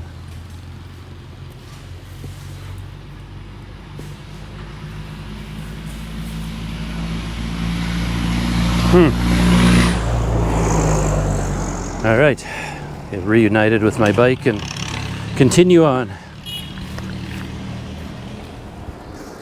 An interesting thing about Taka's story is what I already mentioned, that he spends most nights sleeping in mosques.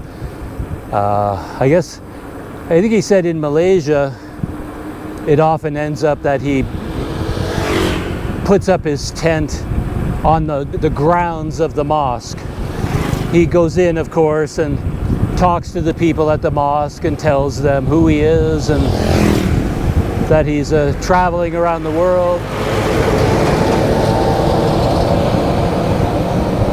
And of course, he doesn't have the budget to stay in a hotel every night.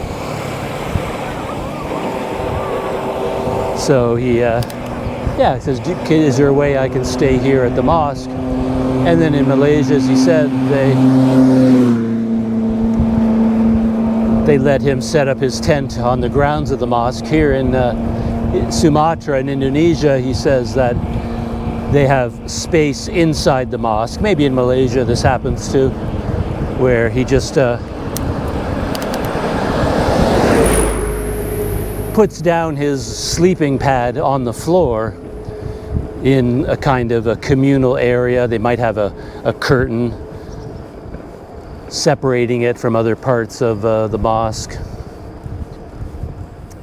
And I know that's a possibility, and of course it's a good way to have a good experience, I guess.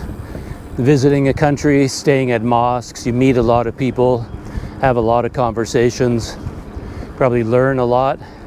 I could tell that his Indonesian was quite good. He probably learned some in Malaysia, because Malaysian and Bahasa Indonesia are very similar.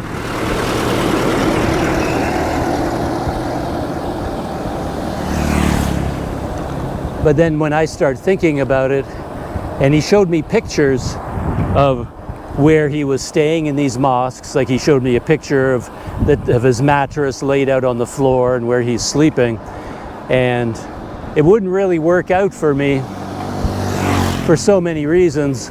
One is that I need a lot of time to myself. Hello. Even for like editing videos.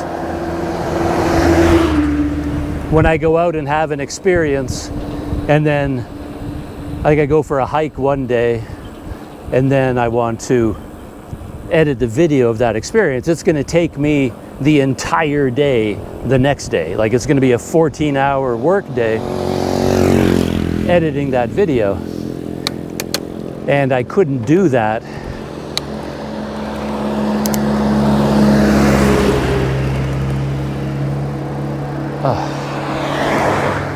my gears didn't shift for some reason. There we go.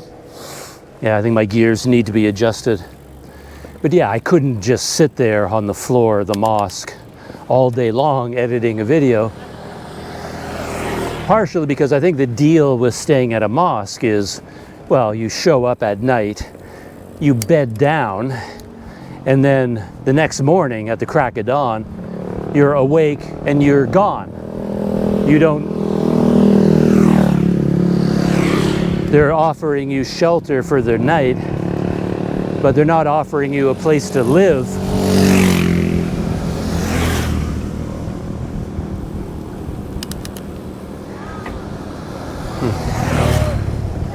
So I couldn't sit there in the mosque. They need the mosque for the daily prayers and ceremonies and all those other things. So, and at the same time,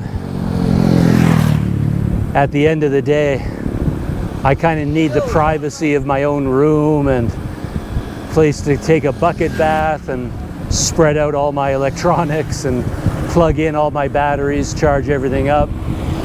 And just for personal reasons, I need time to myself. And if you spend every night sleeping at a mosque, well, your time is not your own. Part of the deal is you are the guest and you have to spend time with your hosts. You can't just close your door and say, okay, I'm going to be by myself for the next 5 hours. You have to spend time with people and talk with them and answer all their questions. And yeah, as interesting as it would be to stay in mosques at night with my lifestyle, I couldn't really do it. I'm fine, thank you. I could do it occasionally, but I couldn't do it all the time.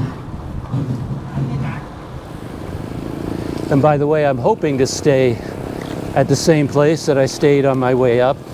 I spent one night at the Azura Kost, and that's where I'm hoping to stay tonight as well.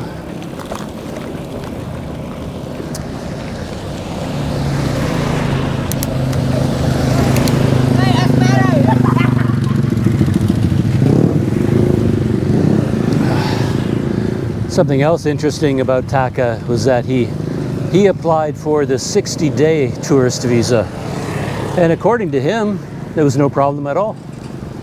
I never did because, like, I never did recently.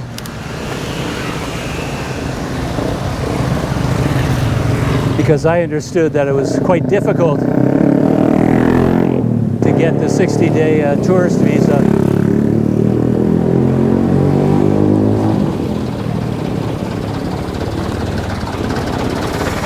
The last time I tried, they wouldn't even let me apply for it because you had to go to the embassy to get it, and they just turned me away at the door and said, nah, you're not getting one.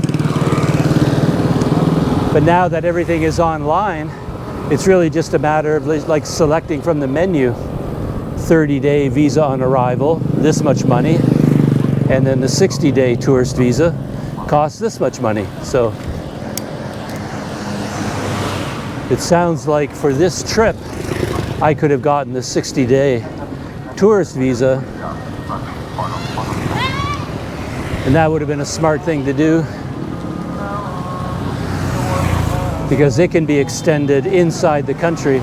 You don't have to leave Indonesia to extend it, but you do need to get a local sponsor. But I could figure that out, but too late now.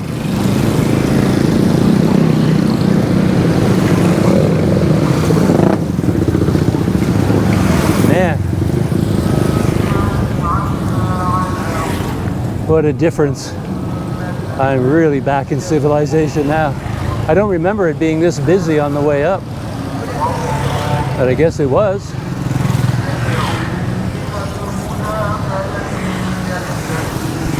I don't remember going through a town like this at all. Better check Google Maps, make sure I'm sort of on the right path.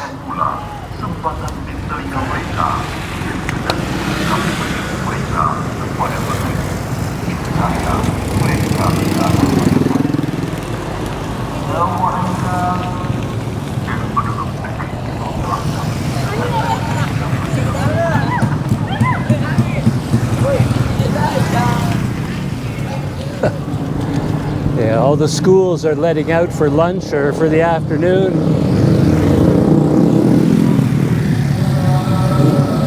So you're getting this big traffic flow of all these kids on their scooters. Yeah, I think their whole life centers on their scooters. I've often talked about that, how amazing that would have been as a high school student in Canada if everybody had their own motorcycle or scooter. But they were items of luxury for us back in those days. Here, everybody has them.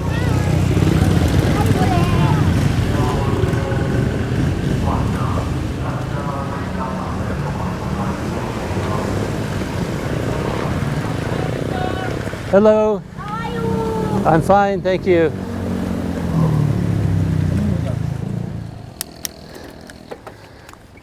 No battery power on the Hero 9. It's time to change batteries.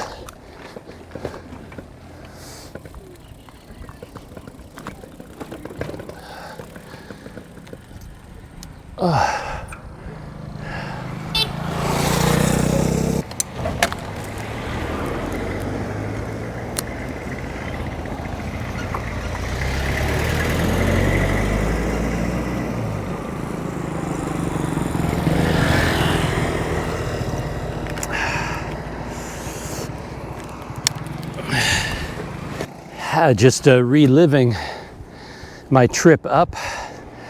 It's funny how on a bike journey, I've talked about this before, you remember things so clearly. Maybe it's the same on a motorcycle trip. I don't know. I've done long scooter trips, and places don't get as burned into my memory as well as they do on a bike. But I'm just coming out of this oil palm plantation, and I remember this open area here.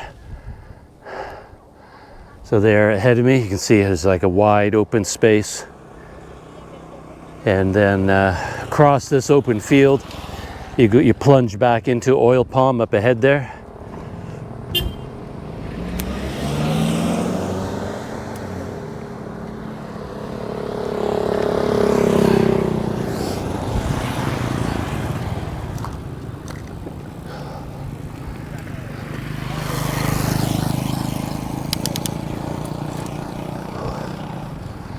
Yeah, I remember riding across here, and there was a man on a motorcycle who paced me,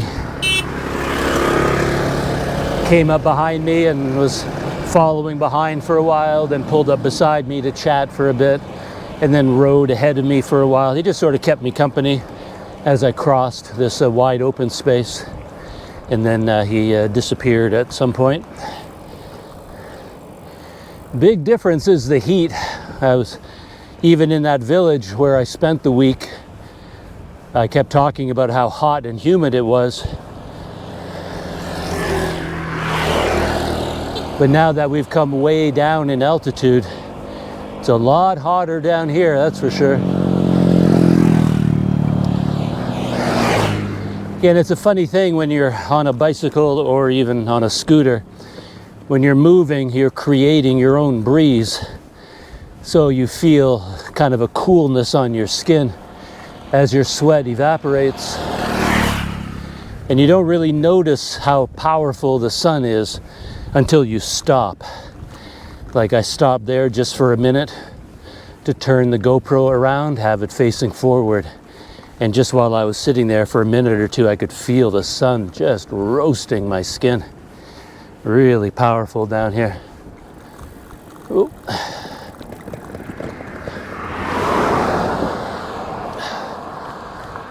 Yeah, you really feel it when you stop. And of course, when you're moving, the sun is hitting you with just as much force as when you're standing still. It doesn't make any difference to the sun whether you're moving at 15 kilometers an hour or standing still. The power of the sun is exactly the same, but you just don't feel it as much when you're moving. You get the cool breeze, but you see a lot of the Indonesians, the women in particular, are completely covered up. Jackets and things like that to cover their arms from the sun and their faces.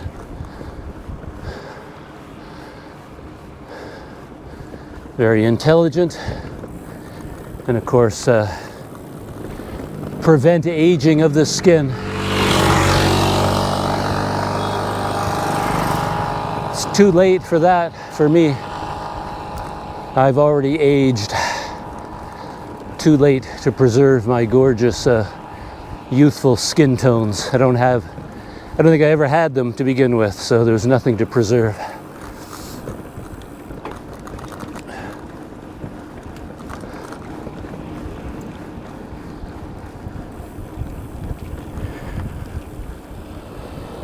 We've got a man up ahead on the road. I wonder what he's doing. He might be someone possibly like volunteering his time to work on the road to fix this pothole.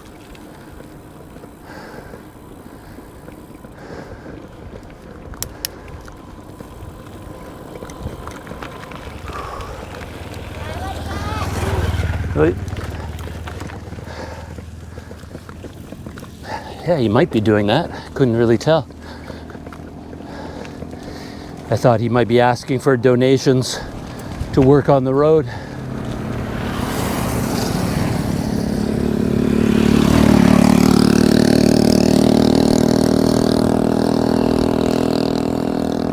Big truck coming up behind me, one ahead of me. So I can't really avoid these giant potholes.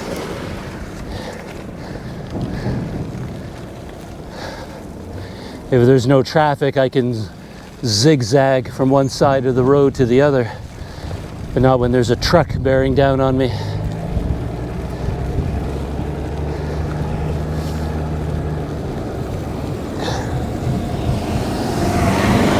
And once more.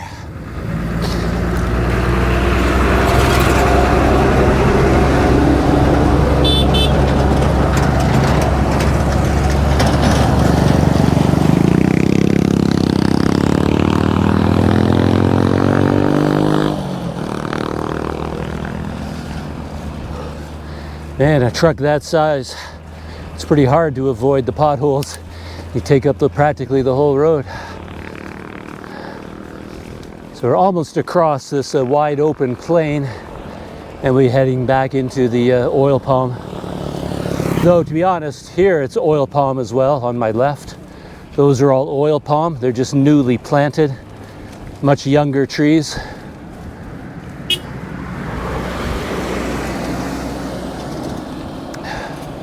But on the right, I don't know what's planted over there. I don't recognize that crop.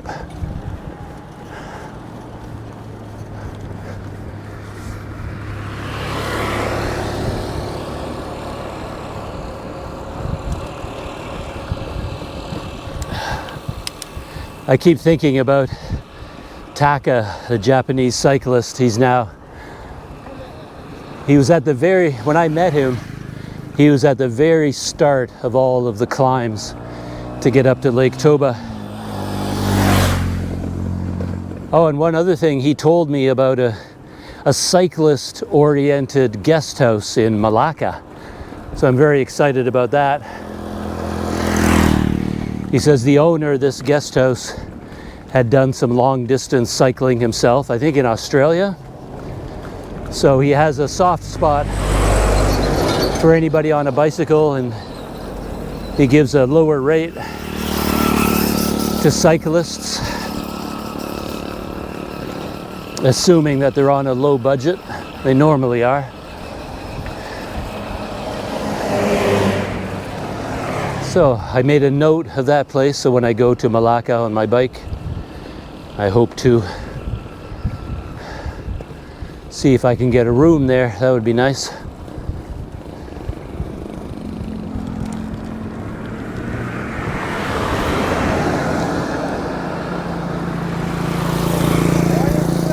I'm fine, thank you.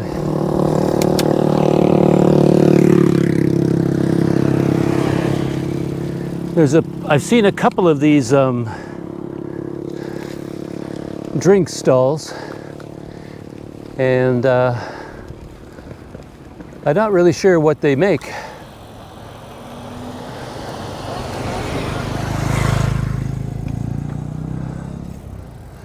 What is it? Oh, hello. So this is ice dawet. Yeah. Oh, it's like a drink. I'm gonna try one of these. We'll find out what it is.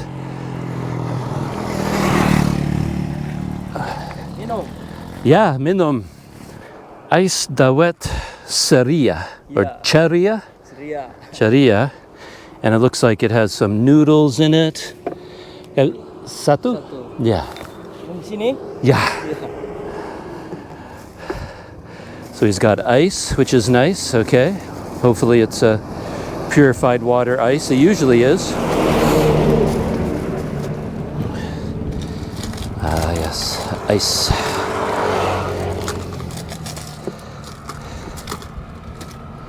And there's the liquid. Again, I don't know what it is. Is it sawit? Sawit? No. Kelapa. Galapa. Coconut. Oh, galapa. Yeah, Oh, galapa. there's galapa. Coconut. Yeah.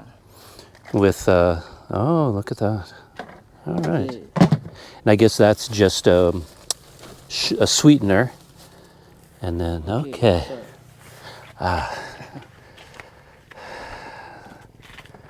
Okay, thank you. It's okay. Berapa harganya? 5.000. Is it? 5.000. 5.000. Oh. So, 5.000 is 5,000, which, being way out here in the middle of nowhere, that's a very good price. 5.000? Yeah. Okay. Thank you, sir. Thank you.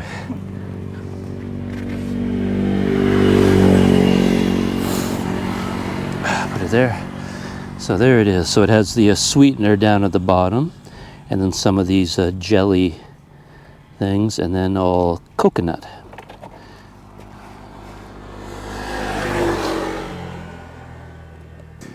Oh.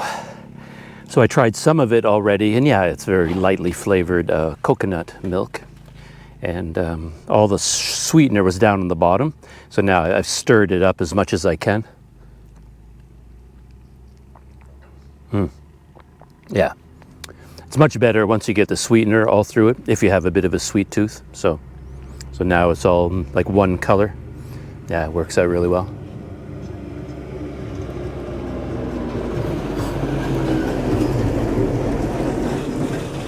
Yeah.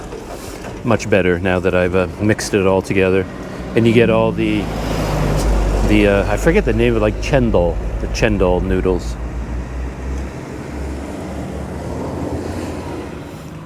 Yeah, honestly, these are the best things about Indonesia, at least about Sumatra. You're so hot here all the time. You want to be drinking all the time, and everywhere you go, you can find wonderful iced drinks everywhere. Yeah, and here I get to sit in the shade, which is really nice. Yeah, really good price too. 5,000 rupiah. Seems underpriced to me. Almost done. That was awesome. Cold drink at the side of the road. Iced coconut milk. Oh, this poor guy. Okay? Bye. You need air? Wah, ada. You have? Oh, Yeah. ada? Ada. Okay. Cool. Baik, kita siap. Okay.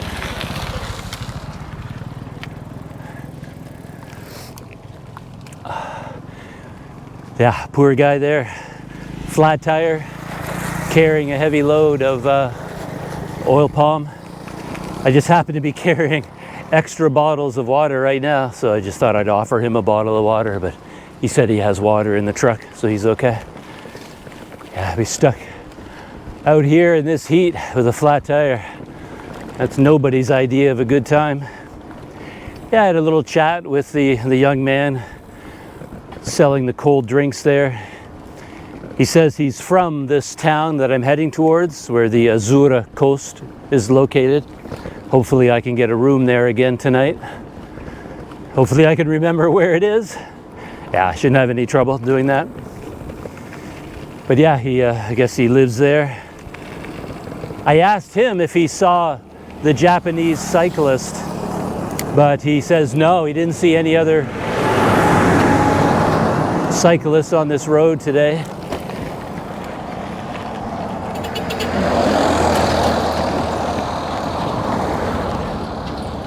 And we just asked questions back and forth using Google Translate. Very slow, but he gets the job done. Yeah, I remember this little tent up ahead. If I hadn't already stopped for a cold drink, I'd probably stop for a drink here. Looked like an interesting place. I noticed a lot of the local men hang out here. Yeah, look at those oil palm in perfect rows. Huge plantation. Yeah, you can see all the men there sitting in the shade, having a drink. How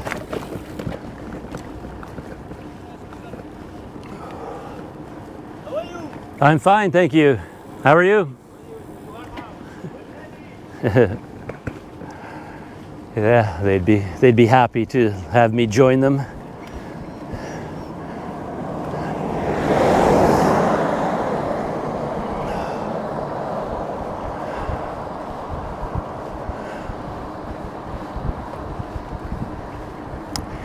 Yeah, I didn't take a close look at, forgotten his name already, Taka? Taka's bicycle. I'm particularly curious about the gear ratio, whether he has a low enough gear to cycle up the steep inclines of Sumatra, whether he can make it to the top or not.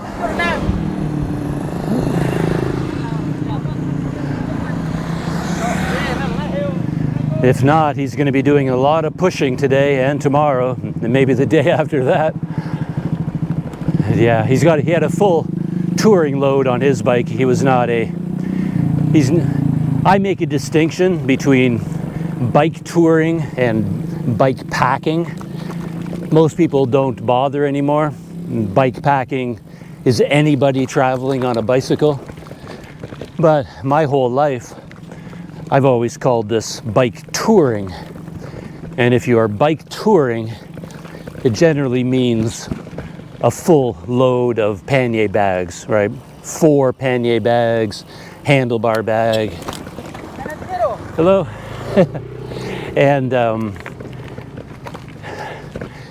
and a duffel bag, all your camping equipment. You're carrying a stove, food and water. That, like, totally self-sufficient. That is bike touring.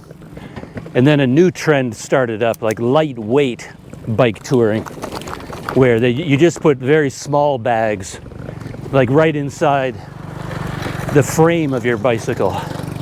Specially designed bags, much smaller ones, frame bags. And then I call that bike packing. Sort of lightweight bike touring.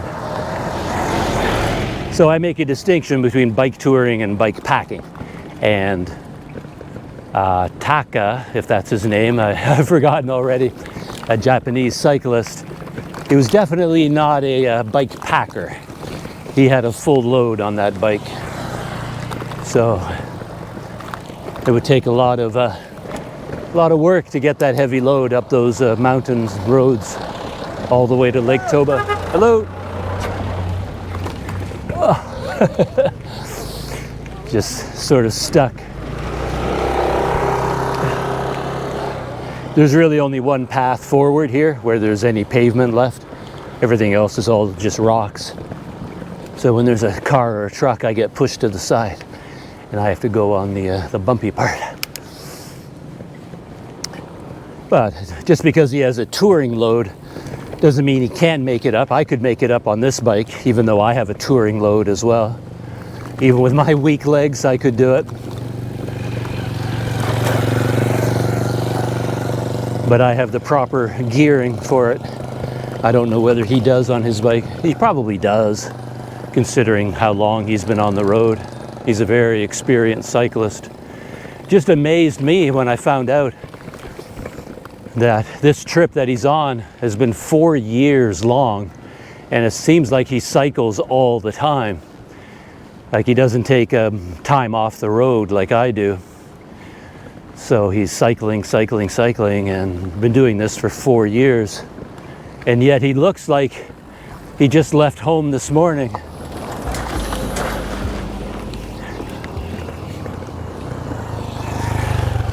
I was joking with him that he looked way too good for someone who's on a bike tour. He looked too happy, too healthy. His face, everything about him. He didn't look worn out at all.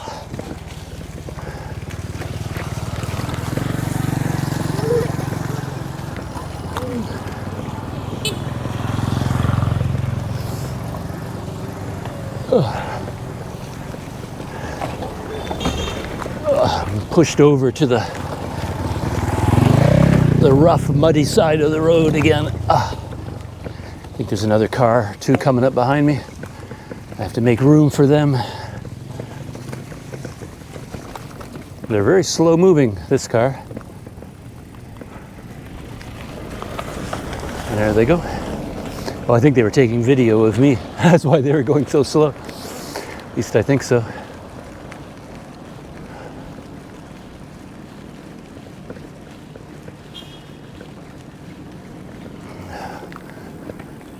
Yeah, so these are these volunteer guys. Oh. Whew. Salamat sore.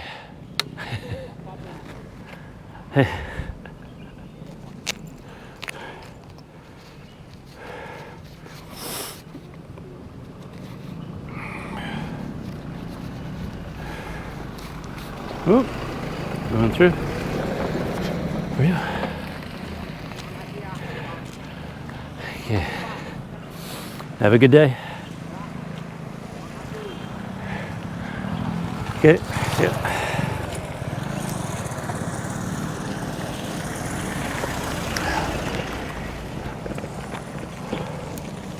I love that. I mean, it's one of the greatest things about Sumatra. Whether they're doing any real good or not, you know, they see a need.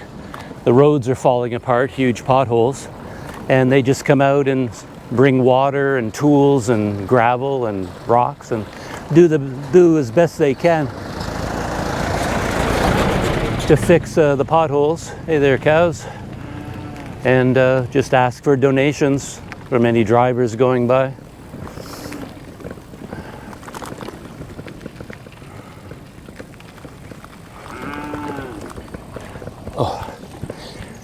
I mentioned when I came up on this road that it does a couple of 90-degree turns.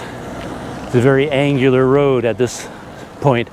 Since it's not going up into the mountains, it's not winding and curving, it just goes in straight lines and then does a 90-degree. This is one of the 90-degree turns right here.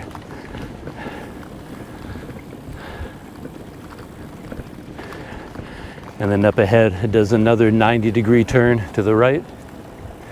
And actually, I think this is where it gets rough, like up ahead was the very first part of the rough road. So in a very short time, maybe a kilometer up ahead, the road will smooth out and be nicely paved for the rest of the ride today.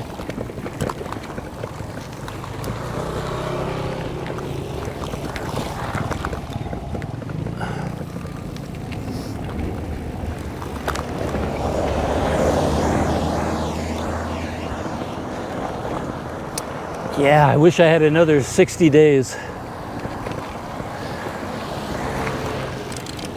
to stay here in Sumatra. That would be great.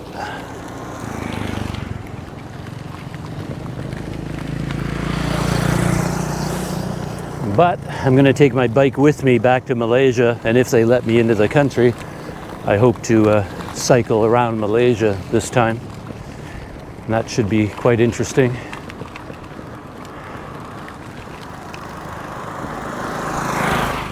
But I am wondering about the weather. I know there's a rainy season coming up, so I really want to get that cycling started at least before the rains hit.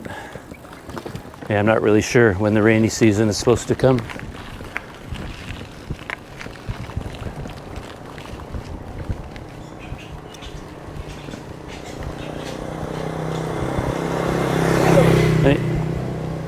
Yeah, just ahead of me, I think I can see pavement. Yeah, I remember this so clearly. Like right here, the road fell apart. Right at this point.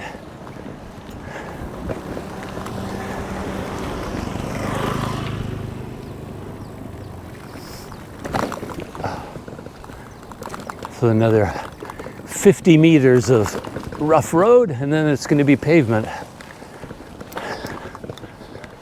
for the rest of today. Ooh, bouncing around.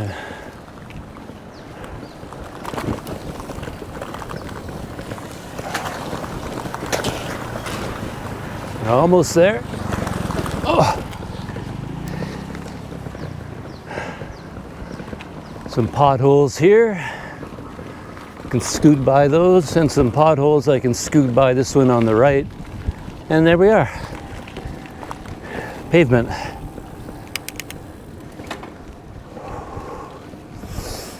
Yeah, I remember. Yeah, so clear in my mind hitting that point. And then as soon as the road falls apart like that, you instantly wonder how long it's going to last. Is it going to stay that way forever, or is it only a short section? You just never know.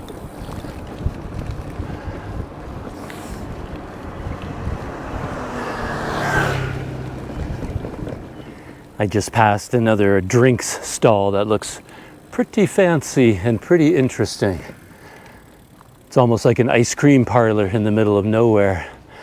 So yeah, I have plenty of time. I only have like 6 kilometers left to get to this town. So I thought I'd pop to the side of the road here and try one of these drinks.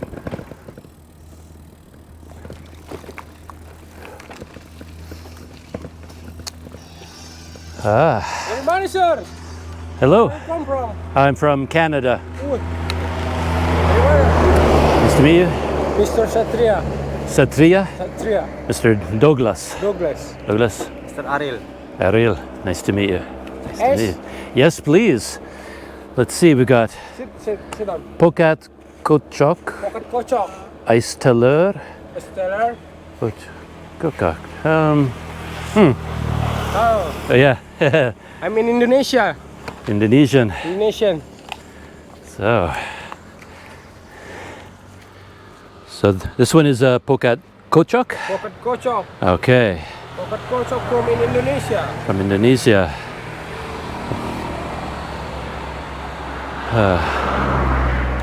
Is it apricot? Avocado. Yeah. Oh, avocado.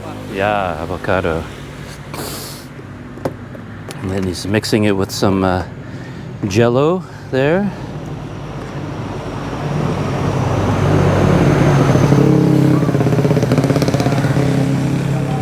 And the magic ingredient, the ice. Ice. Yeah, it's the best. And then for the liquid, Cream. cream. Is it coconut? No, No. cream. Cream. Oh, milk cream. Milk and cream. The mixer. Oh, good. Bagus. So yeah, an actual cream drink. That looks amazing. Look at that. Oh, so it's this one here.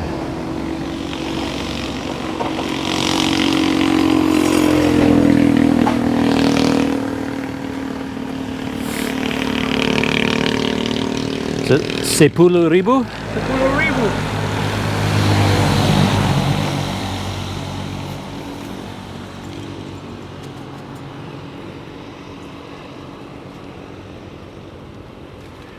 And then some fresh Rice. avocado on the very top. Keju. Some cheese. Cheese. Keju. What a feast. Bang. Ah. Gimana, sure? Yeah, can I sit down? That'd be great. Down. Thank you so much. Yes. Oh, oops, I dropped one of them. Where did I put it? Aha. 10,000. Thank you. Ah. Video. Okay. Wow. So I have a cameraman. Yeah, you can see if you tap it, it wakes up. Yeah. So here it is. Yeah. Kebun bambu. Ah. Bandar Slamet. X-songan. Pulau Rakyat. Gabung. Oh, even has a comfortable chair. Chair. Yeah. Chair. Santai.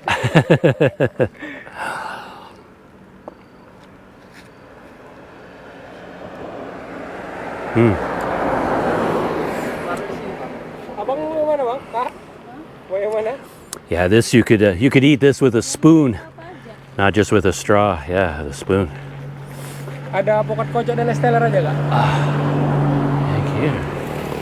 Yeah, here we are. Very rare, smart decision on my part. Stop for another drink.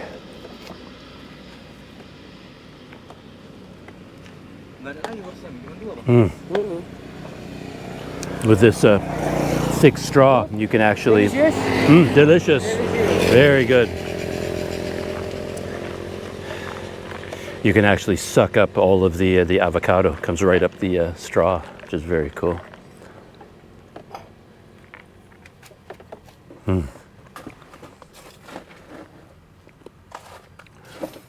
Yeah, if I could, I've talked about this before, if I could drink for the rest of my life and never have to eat again, I would be perfectly happy. If I could get all my, every meal just comes in a shake like this, I would be so happy.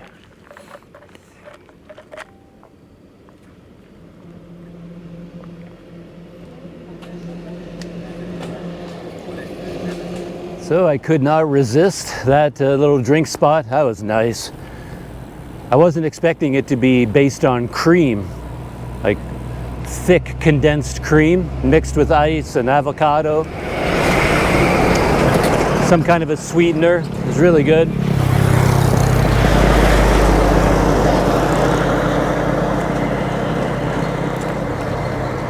When I first arrived at the village where I spent the past week, the very first night I had an avocado smoothie, the traditional kind that they make here with a chocolate sauce. I was so excited about that, but then I never got another one. It was like that was one day that they had avocado and they never had them again, so I never could get another one. And at my favorite restaurant, there was one day they had avocado and I ordered a avocado smoothie. But then they said no, the avocado they had was spoiled, so it wasn't good anymore. So I only had my one, but I just had another one. And I don't know all the details, but I asked the man whether this was a business that he worked for or was it like a small business of his own. He said, yeah, he owned it. It's his business.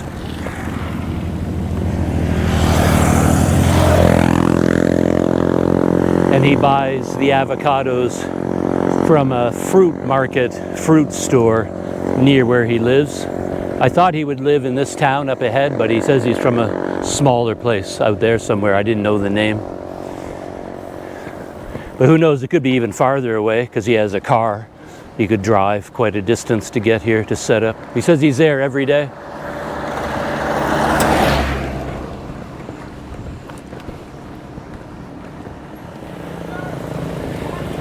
So still recounting the landmarks. Just went by the railroad tracks and the train station that I went by before. When I came through here, this whole parking lot was filled with oil palm trucks. And right up ahead, not far ahead, yeah, there it is, the main highway. So this is where Taka, the Japanese cyclist, he would have been on this highway probably all the way from Dumai. Man, that must have been a difficult journey. Look at all these drinks for sale. And then he would have turned here onto this road. It must have been a real relief for him. Hello. Hello. How are you? I'm fine, thanks. So I'm back on the highway. It'll take me across the Asahan River, and hopefully I'll spend the night here. And then I'll have whatever, 20 or 30, 20 kilometers on this highway before I can turn off onto the smaller road going to Tanjung Balai. Retracing my pedal strokes. Yeah, I've got a big truck. A dinosaur coming up behind me here. Blowing out a lot of black exhaust, but luckily it's on the right-hand side, not on my side.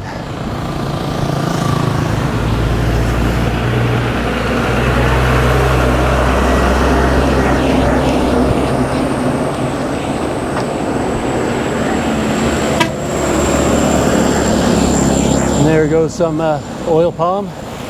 Man, what a heavy load that must be. Heavier than you'd think. And here we are, the Asahan River. Uh-oh. Oh, I thought he was stopping, but he was just slowing down because of this big bump.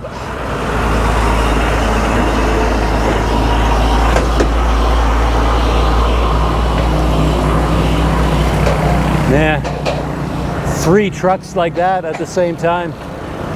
Who knows, could be approaching the limit for this bridge. 3 trucks and 1 bicycle. Maybe the whole thing will collapse. And there's the Asahan River.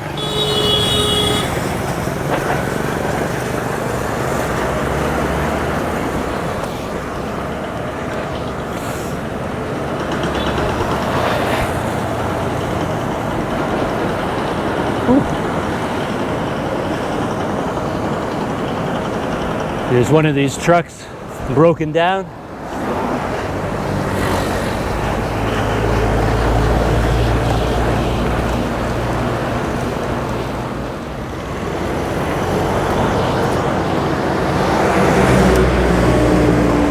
I was wondering why traffic was so slow up ahead. Hello. But it's the train tracks. The trucks really have to gear down to go over those bumps.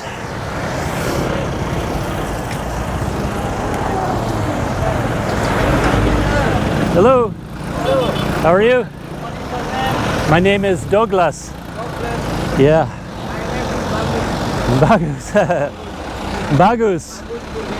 There you go. Bye-bye, mister. Bye-bye. He says his name is Bagus. Ooh. Pretty rough train tracks. Somehow I doubt his name. Hello. Hello again.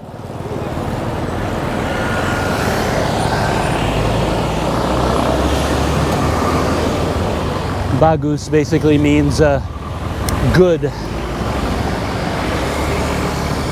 I don't know if it's used as a name in Indonesia or not.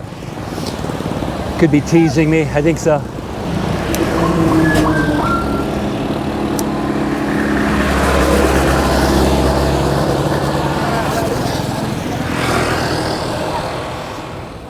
And I know the entrance to my Kost, the Azura Kost, was right beside an Alpha Mart. But I think this is a different Alpha Mart. I don't think it's the right one yet.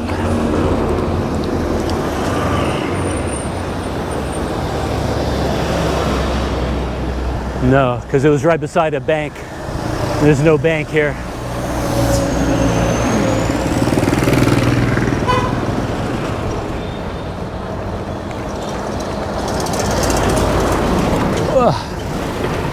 bumpy.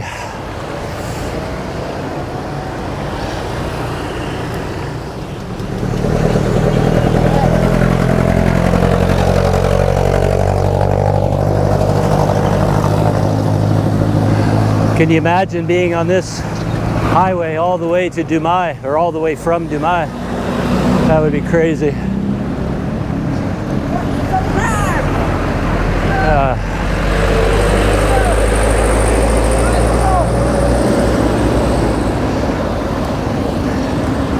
I think I see the central mosque up ahead.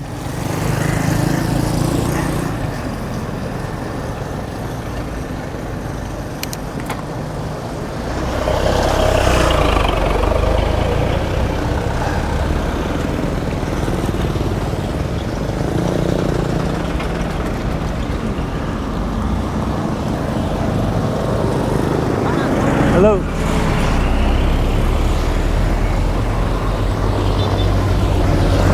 Yeah, I have to stay as far to the left as I can to stay out of traffic. But that's where the pavement is really bulging from the heat and the pressure of the passing traffic. Very bumpy.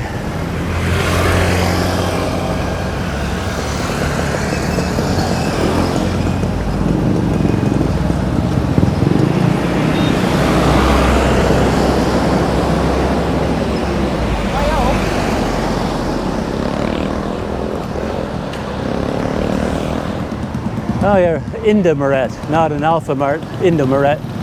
And there's the bank, and there's the mosque. So yeah, I know where I am. And there's even a break in the traffic. I can cross over.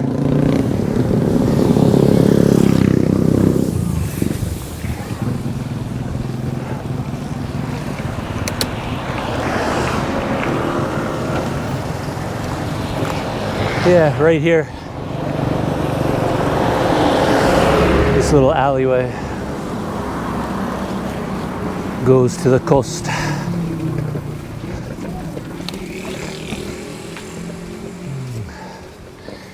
Now we have to see if there's anybody there and if they have a room empty for tonight. I hope so.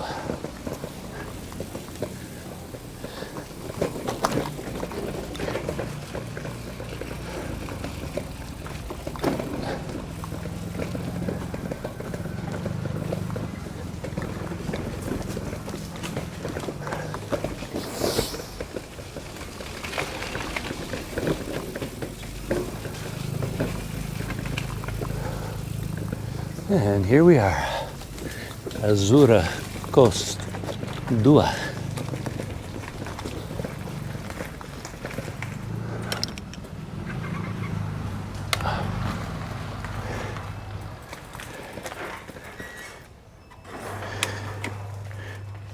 Hello. Hey. How are you? Good, good, good. Come in, sir. I had a lovely chat sitting inside. The room I had before that was all cleaned up and ready to go, it's been rented out. Someone showed up yesterday, but they have another room over there that was empty, so they got it ready for me. And the eldest son speaks English quite well. He's a civil servant, and we were having a really nice chat in there, having iced tea, and the room is ready, so I'm moving in now. Home sweet home, this is it. It's very similar to the room I had here last time. And so yeah, they have a Kost. I guess I was getting a little bit of the history of the place. I think their family house is in here, and then they built sort of a warehouse community center area with ping pong tables and sofas, and they do a lot of activities there. And yeah, so there's my host. I've forgotten your name already. Roy Azura. Yeah, I have to take a closer look there. Roy Azura. This is your chicken, sir. Oh, that's this is for my mom. Oh, thank you very much. Yeah. She's happy to you come here again, and we are happy. I'm very happy too. Yeah, Roy Arif was telling me that the guest is like the king in Indonesia. Yes. That is our culture in Indonesia. The guest is like a king. Right. Yeah, I was just. Mm. Mm. Oh. And check out this beautiful creature. Comes with my new home at Azura, Kost. Hey there. Oh, look at you. Just melted. Oh, you're a beautiful kitty. Beautiful. Yeah, just when I was talking with Roy Azura, who he's the eldest son of the family, and of course, just as I was talking with him, that's when my latest GoPro battery decided to die. Every single time it happens at the worst possible time. I'm telling you, I'm almost getting to the point where I'm going to turn into one of those power handle bank users, because the constant changing of batteries is driving me crazy. But if you can buy one of those grips, a hand grip with the battery built into it that lasts for like 4 or 5 batteries worth, I think I need one of those, because this battery dying all the time is driving me nuts. But I was just saying that their family businesses just sort of expanded over time, where they first built these 3 rooms and rented them out, and they have their own laundry here. They do laundry for people, and then this was quite successful. So then, year later or 2 years later, whenever it was, then they reinvested the money they made renting out those rooms, and then built these ones. There's 4 of them here, and then years later, whenever it was, they expanded, and now they have about 12 of these rooms that they rent out. So, and then his mother has a business of her own, selling office supplies, books and pens and pencils, whatever offices need to operate. So she does that. And then their children, one works for the police department, a policewoman, and then their eldest son works for the government, civil servant. So that's kind of how I only bring all this up, because I find it fascinating the way families work here. The economies all come together. So the whole family contributes money into this family pool, and they start expanding and making businesses. Very entrepreneurial, which I find fascinating. We don't really have that that style in Canada. But yeah, so my new room is here, and it wasn't, luckily for me, it wasn't currently being rented out. And they brought over this table for me, and that table and a chair, and they brought some curtains. They put those curtains up for me. So I guess they were waiting for like a long-term tenant. They do rent out by the night, but not as often as, by the month or even by the year. So got a little bit of a, kitchenette over here, and yeah, the bathroom here, and my room. And the key feature, of course, that air conditioner is so amazing. Feels so good. I haven't had air conditioning for quite a while, it feels like. And I got these windows here, looking outside. And a little bed on the floor there. Yeah, this is great. All the electrical outlets are nice to have. The last room I had, I don't think it had a table or outlets there, so it was kind of awkward to try and plug things in and recharge everything. I had to put a chair up here on the counter just so I could reach the outlets and things like that. But now I've got my own little office over there. Man, wish I could stay here for a week. That would be really nice. I would enjoy that, especially with this family. They're so welcoming. So yeah, for now, that's it. I'm just going to unpack, settle in, and I'm only staying here for one night, and then tomorrow morning I'm riding to Tanjung Balai. I've got to get there pretty quick because I have to buy my ticket for the ferry. Yeah.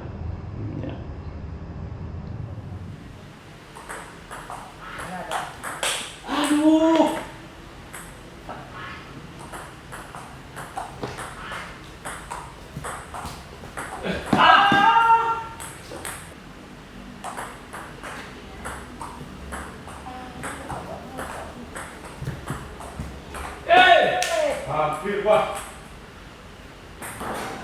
Jadi berkelana ini. Jadi kalau habis duitnya ya ini YouTuber aja. Pinter, Mbak. Ini uangnya dari mana? YouTuber ada yang danain atau ada sponsor. Maka dia aku tidak mau di hotel yang berbintang. Kita ketemu. If you are in one of my videos, you are okay? It's okay, it's okay. Yeah. So we're heading out for a cup of coffee, I think, on his Scoopy. Scoopy. Yeah. Scoopy. All right. And one more time, it's Roy Azil. Roy Azura. Well, Azura. Roy Arif Azura. oh yeah, Roy Arif Yes. Azura. Azura. And then if I'm addressing you, Yes. how should I address you?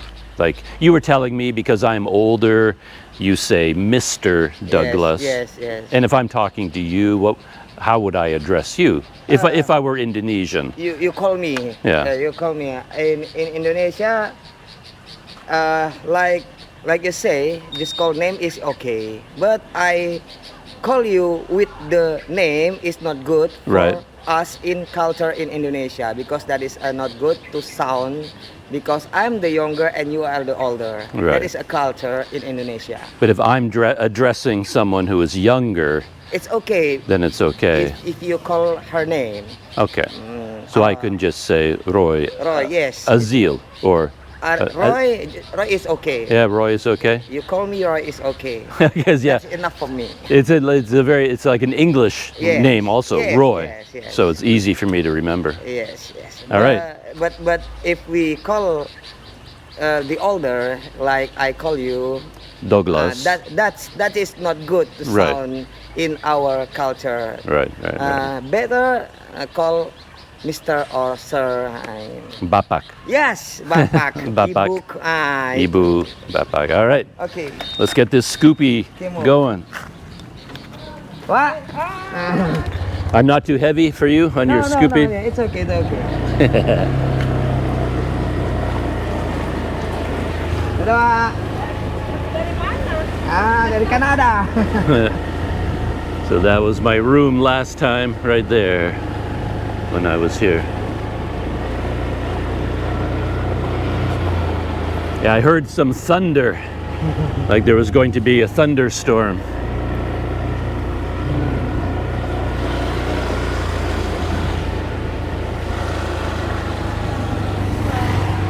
How many years have you been married? 8 years. 8 years. 8 years. It feels strange to be on a scooter. 'Cause I'm always on my bicycle. Yes. So moving on a scooter feels different. And there's the mosque, the central mosque, I think. Yeah, I always talk about this highway because it's so busy, so many trucks.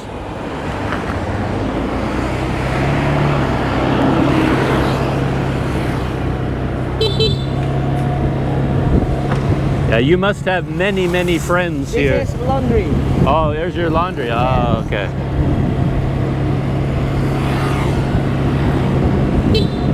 Sama topik di malam. Yeah, it's nice and cool now. The sun going down, not so hot.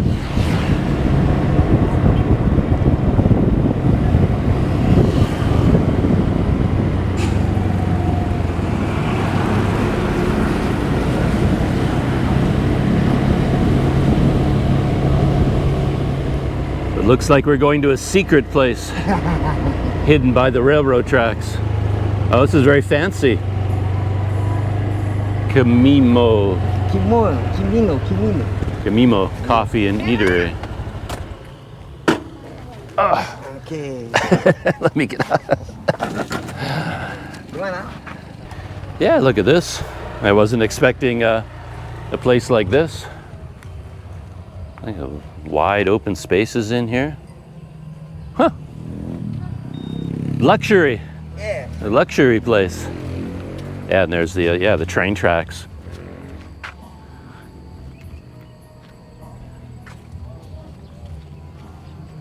Ada bule bawa kemari main dari Kanada. Hello, Mister. Hello, how are you? This is the owner, sir. Oh, the owner. Hey, nice to meet you. Nice to meet you. Yeah, we came out for coffee, and he said, "I know the best place." Let's so try. here we are.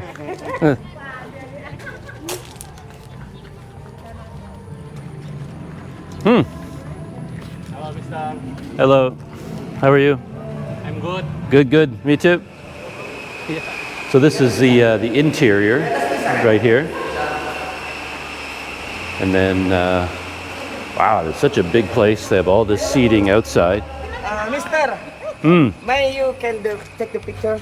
Sure. Okay. No. But they do have a rooftop, so that's very exciting. If I can ever get up higher, I always go for that, just to look around a little bit. Di rumah. Oh. Dia keliling dunia. Ya. Naik sepeda. Wow. Juga. Kanada. So there's our coffees. You got a hot one, Yes, I got a hot and you got a cold one. but it's essentially the same thing. Different a little bit. A little bit different. Okay. Yeah, I just got the iced cappuccino. Yes. And you called that, what did you call it? Sanger. Sangur. Yeah, sanger. So, nice. Coffee with a little bit milk. Right. But the basically is just like you, but the difference is volume of coffee. Right, right. Yeah, I always like the biggest coffee I can get. Yeah. We were just talking about the trains because, as I said, the train tracks go past here, and if we're lucky, the train might go by at 7 o'clock. Yes. So we will probably still be here talking when the train goes by. And I was saying I really wanted to ride on this train while I was here. I didn't make the time for it. Yeah. Because this is the more expensive train. They have like executive class and business class. And Roy was saying that if people from here, it's like Pulau Rakyat, if they want to go to Medan, this train is too expensive for them. So what they will do is actually travel from here to Tanjung Balai, and there they can get the economy train. Because this train is like 10 times more expensive than the one I usually take, the economy one. So, yeah, it's more expensive. In Canada, no train. Oh yeah, of course. But No train. we have trains. Oh, yeah, train. But trains are not kind of like Sumatra. Here in Sumatra, you don't have many trains, Yes, right? yes, yes. Just Only one 2 or rail. 3. Yeah. Yes. Canada is like that because Canada is so big. Everybody has a car. You know, you have to have a car. So public transportation like trains and buses in Canada is not so popular because everybody has a car. So but for me, I like to ride by train. Yeah. Your battery is low. Yeah, that one. Yeah. Yeah, getting low. I was trying to think of the name of the city in Thailand. I finally remembered. Mesot. Mesot, Thailand. In Thailand. Yeah. That's where I was for a long time. Yeah, if you look on my YouTube channel, you go back, you'll see so many videos from Mesot. I see your video in Tanjung Balai. Yeah, Tanjung Balai. I like Tanjung Balai. Yeah. I spent a lot of time there. I like That to. is noisy city. Noise in Tanjung Balai, right? Why noise? The people is so apa kalau bahasanya ribut. Rock and roll. Rock and roll people in Tanjung. So we're still sitting up here on the rooftop. These are my coffee drinking buddies over here, kind of in the dark. But we hear the train coming. There it is, the express. Look at that. Holy crap. Wow.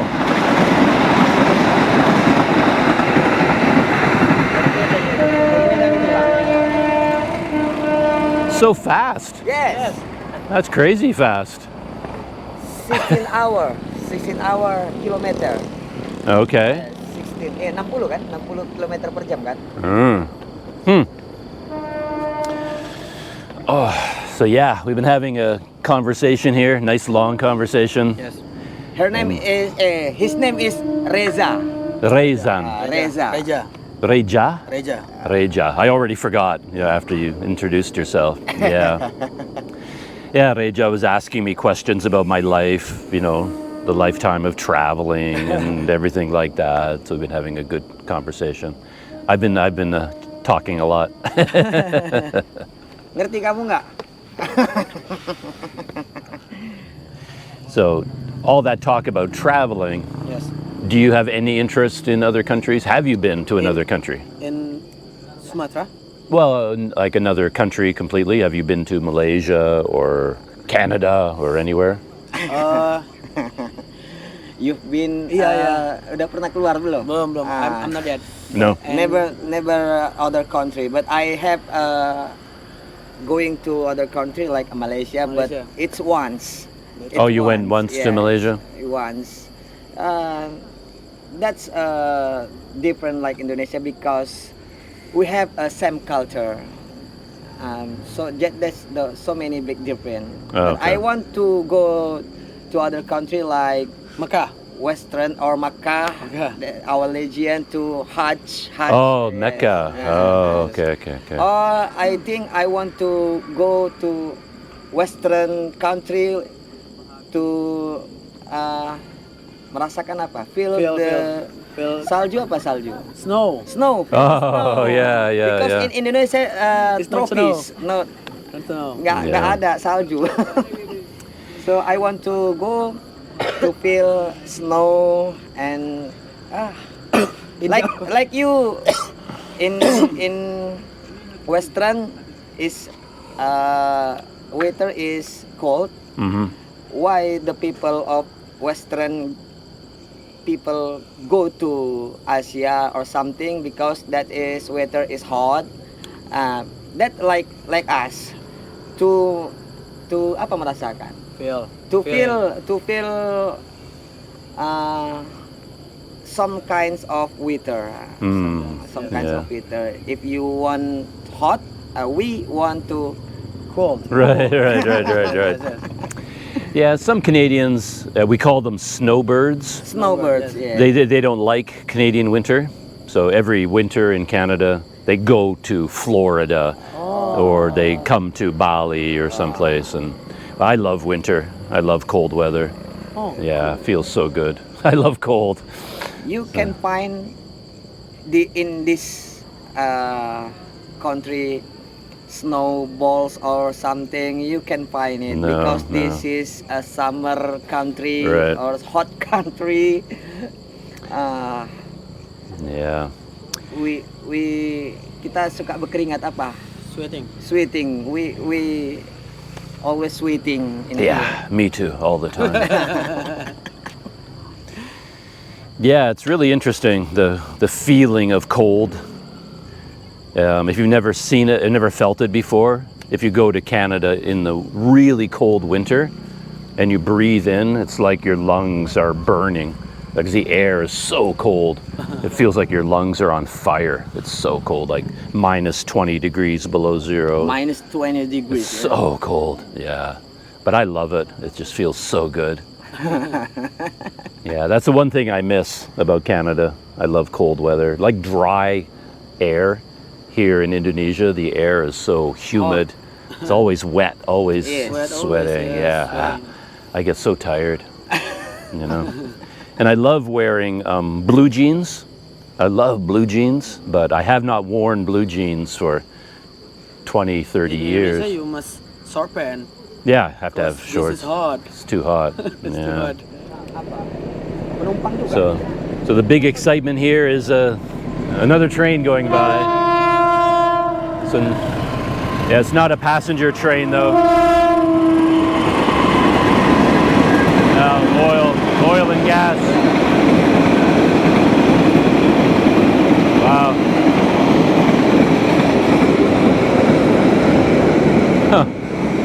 And we were just talking about there's so many accidents here, but like in a street like that, there's no gate at all. There's no barrier that comes down, no lights.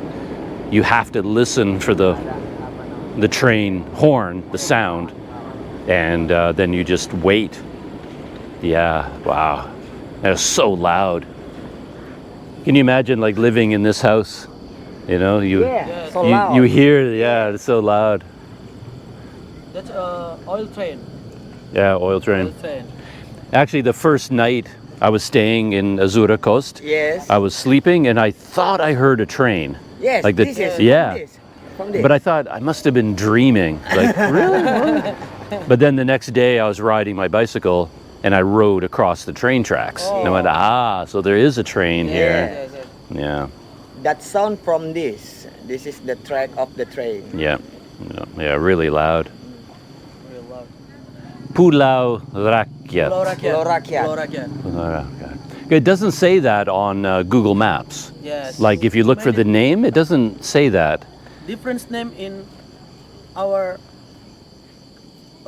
city. Yeah, It's people calling say Piring, Pulau Rakyat, okay. Rahuning. So many names. many names. So many names we call. But in map, that's called Pulau Rakyat. Pulau Rakyat. Pulau Rakyat. When I look, it says Ulek Medan. Yes, Ulag Medan. There. Oh, but It's right here, of river. I see. River. Because, yeah, I talked about that in one of my videos that whenever I ask somebody, like, what is the name of this people- city? yes, yes. I can never get an answer. Like, everybody gives me a different answer. It's Yes. like, what is the name of this place? I can't figure it out. But it seems like for this city, Pulau Rakyat. Yes, Pulau Pulau Rakyat. Rakyat. But doesn't Pulau mean island? Yes. Yes. But we're not on an island. But not Island. really island. But Island. just a call island, but not the island. Island. Okay. Rakyat. There's a different confused, a little bit confused. But this is not mean the real island, but just called island. Pulau Pulau Rakyat. Rakyat. Pulau Rakyat. Not the real island. Bukan betul-betul pulau. Bukan pulau. Yeah. Now I finally have it figured out. I know the name of this place. Yes, but, Pulau Rakyat. Yeah, I couldn't figure it out before. You can take video. Yeah, just a little bit here. They're leaving from the. What's the name of this place again? Kimino. Camino. Yes, Kimino. Kimino. Oh, so it's an M and an N. Yes. Camino. Japanese name. Oh, okay. Japanese name. Kimino. Yeah. Yeah, you can see how popular it is. Almost. So popular. Yeah, and every. big. And you can see the train. Yeah, you see the train. Very Rooftop, exciting. you Yep. know, like That's where we were up there on the rooftop. and And We've been there. yeah, almost every table down here is full. this romantic place Yeah. for the teenagers. Yeah, for sure. For sure. Yeah. Yeah, I was just telling these guys that I haven't spoken to anyone who speaks English for a long time. So it's been very enjoyable. Reza. His name is I. Yeah. So I was talking and talking and talking all night. Oh yeah, look at how many scooters are parked here. And you've got to get them out. Not always that easy to do. That one's yours? Yes, it's mine. Yeah, it's a good life. Motorcycle. Yeah, motorcycle. Yeah, more like a motorcycle. Yeah. PNS. It's 10 years. 10 years old. Yeah. Still running though. Oh, so quickly, fast, so fast. Yeah. Fast and for you. Faster than your Scoopy? Yes, that is faster for my Scoopy. Yeah. And I have Rider 100 No, there you go. Raider 100. from Soldier. Can you ride this all the way to Lake Yeah. Toba? No, I mean Lake Toba. Lektoba. All right. Oh, kau bisa na ini pag ke Danau Toba aja gitu katanya. Anyway, nice to meet you. Fun. Nice to meet you too. Okay. Let me get organized back here. Oop. Put it up. Okay. There we go. Yep, all set. Come on, Mr. Reza. No drag racing. No drag racing. No drag racing. You have a precious cargo here. And don't hit a train.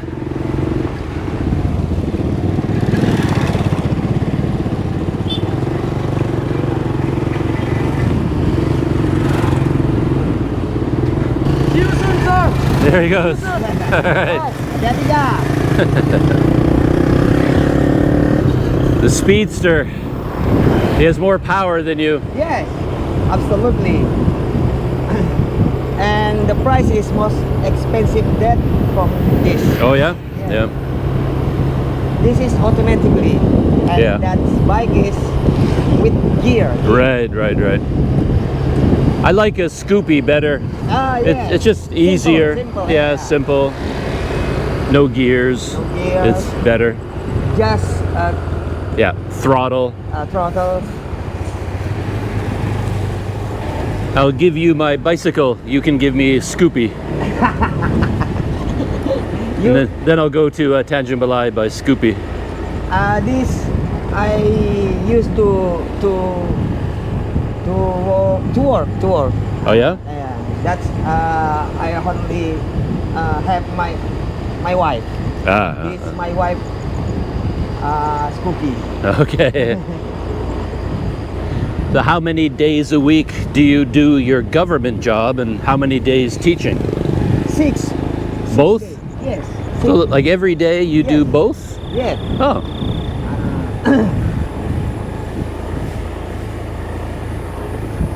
Like I say, I'm a headmaster of elementary school. Right, okay. Yeah, elementary school. Every day I go to my school in Labuhan Batu Utara. You seem so young to be a headmaster. Mostly people like says that. Yeah.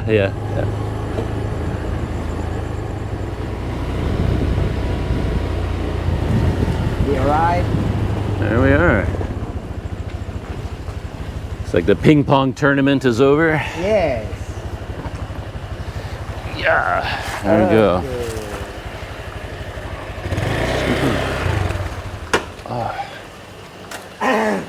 So that was great. I really enjoyed that. Yes. Thank you very much. Welcome. That's my mom. Oh, yeah. We want to meet you. Some conversation.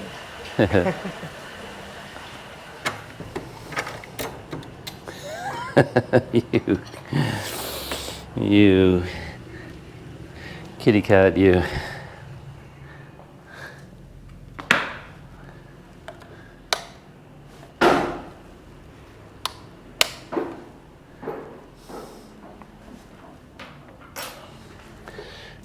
Oh my goodness.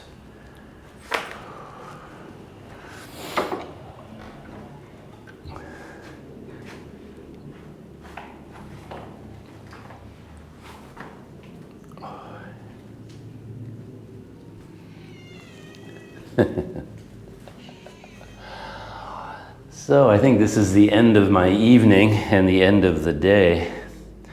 It's funny, as soon as I put the key in the lock of my door, this cat just came running full tilt out of the shadows and dashed through the open door as soon as it could. Yeah, if I had room on the bike, yeah, you'd come with me. Yes, you would. But yeah, it doesn't work that way. Hey, kitty? Doesn't work that way.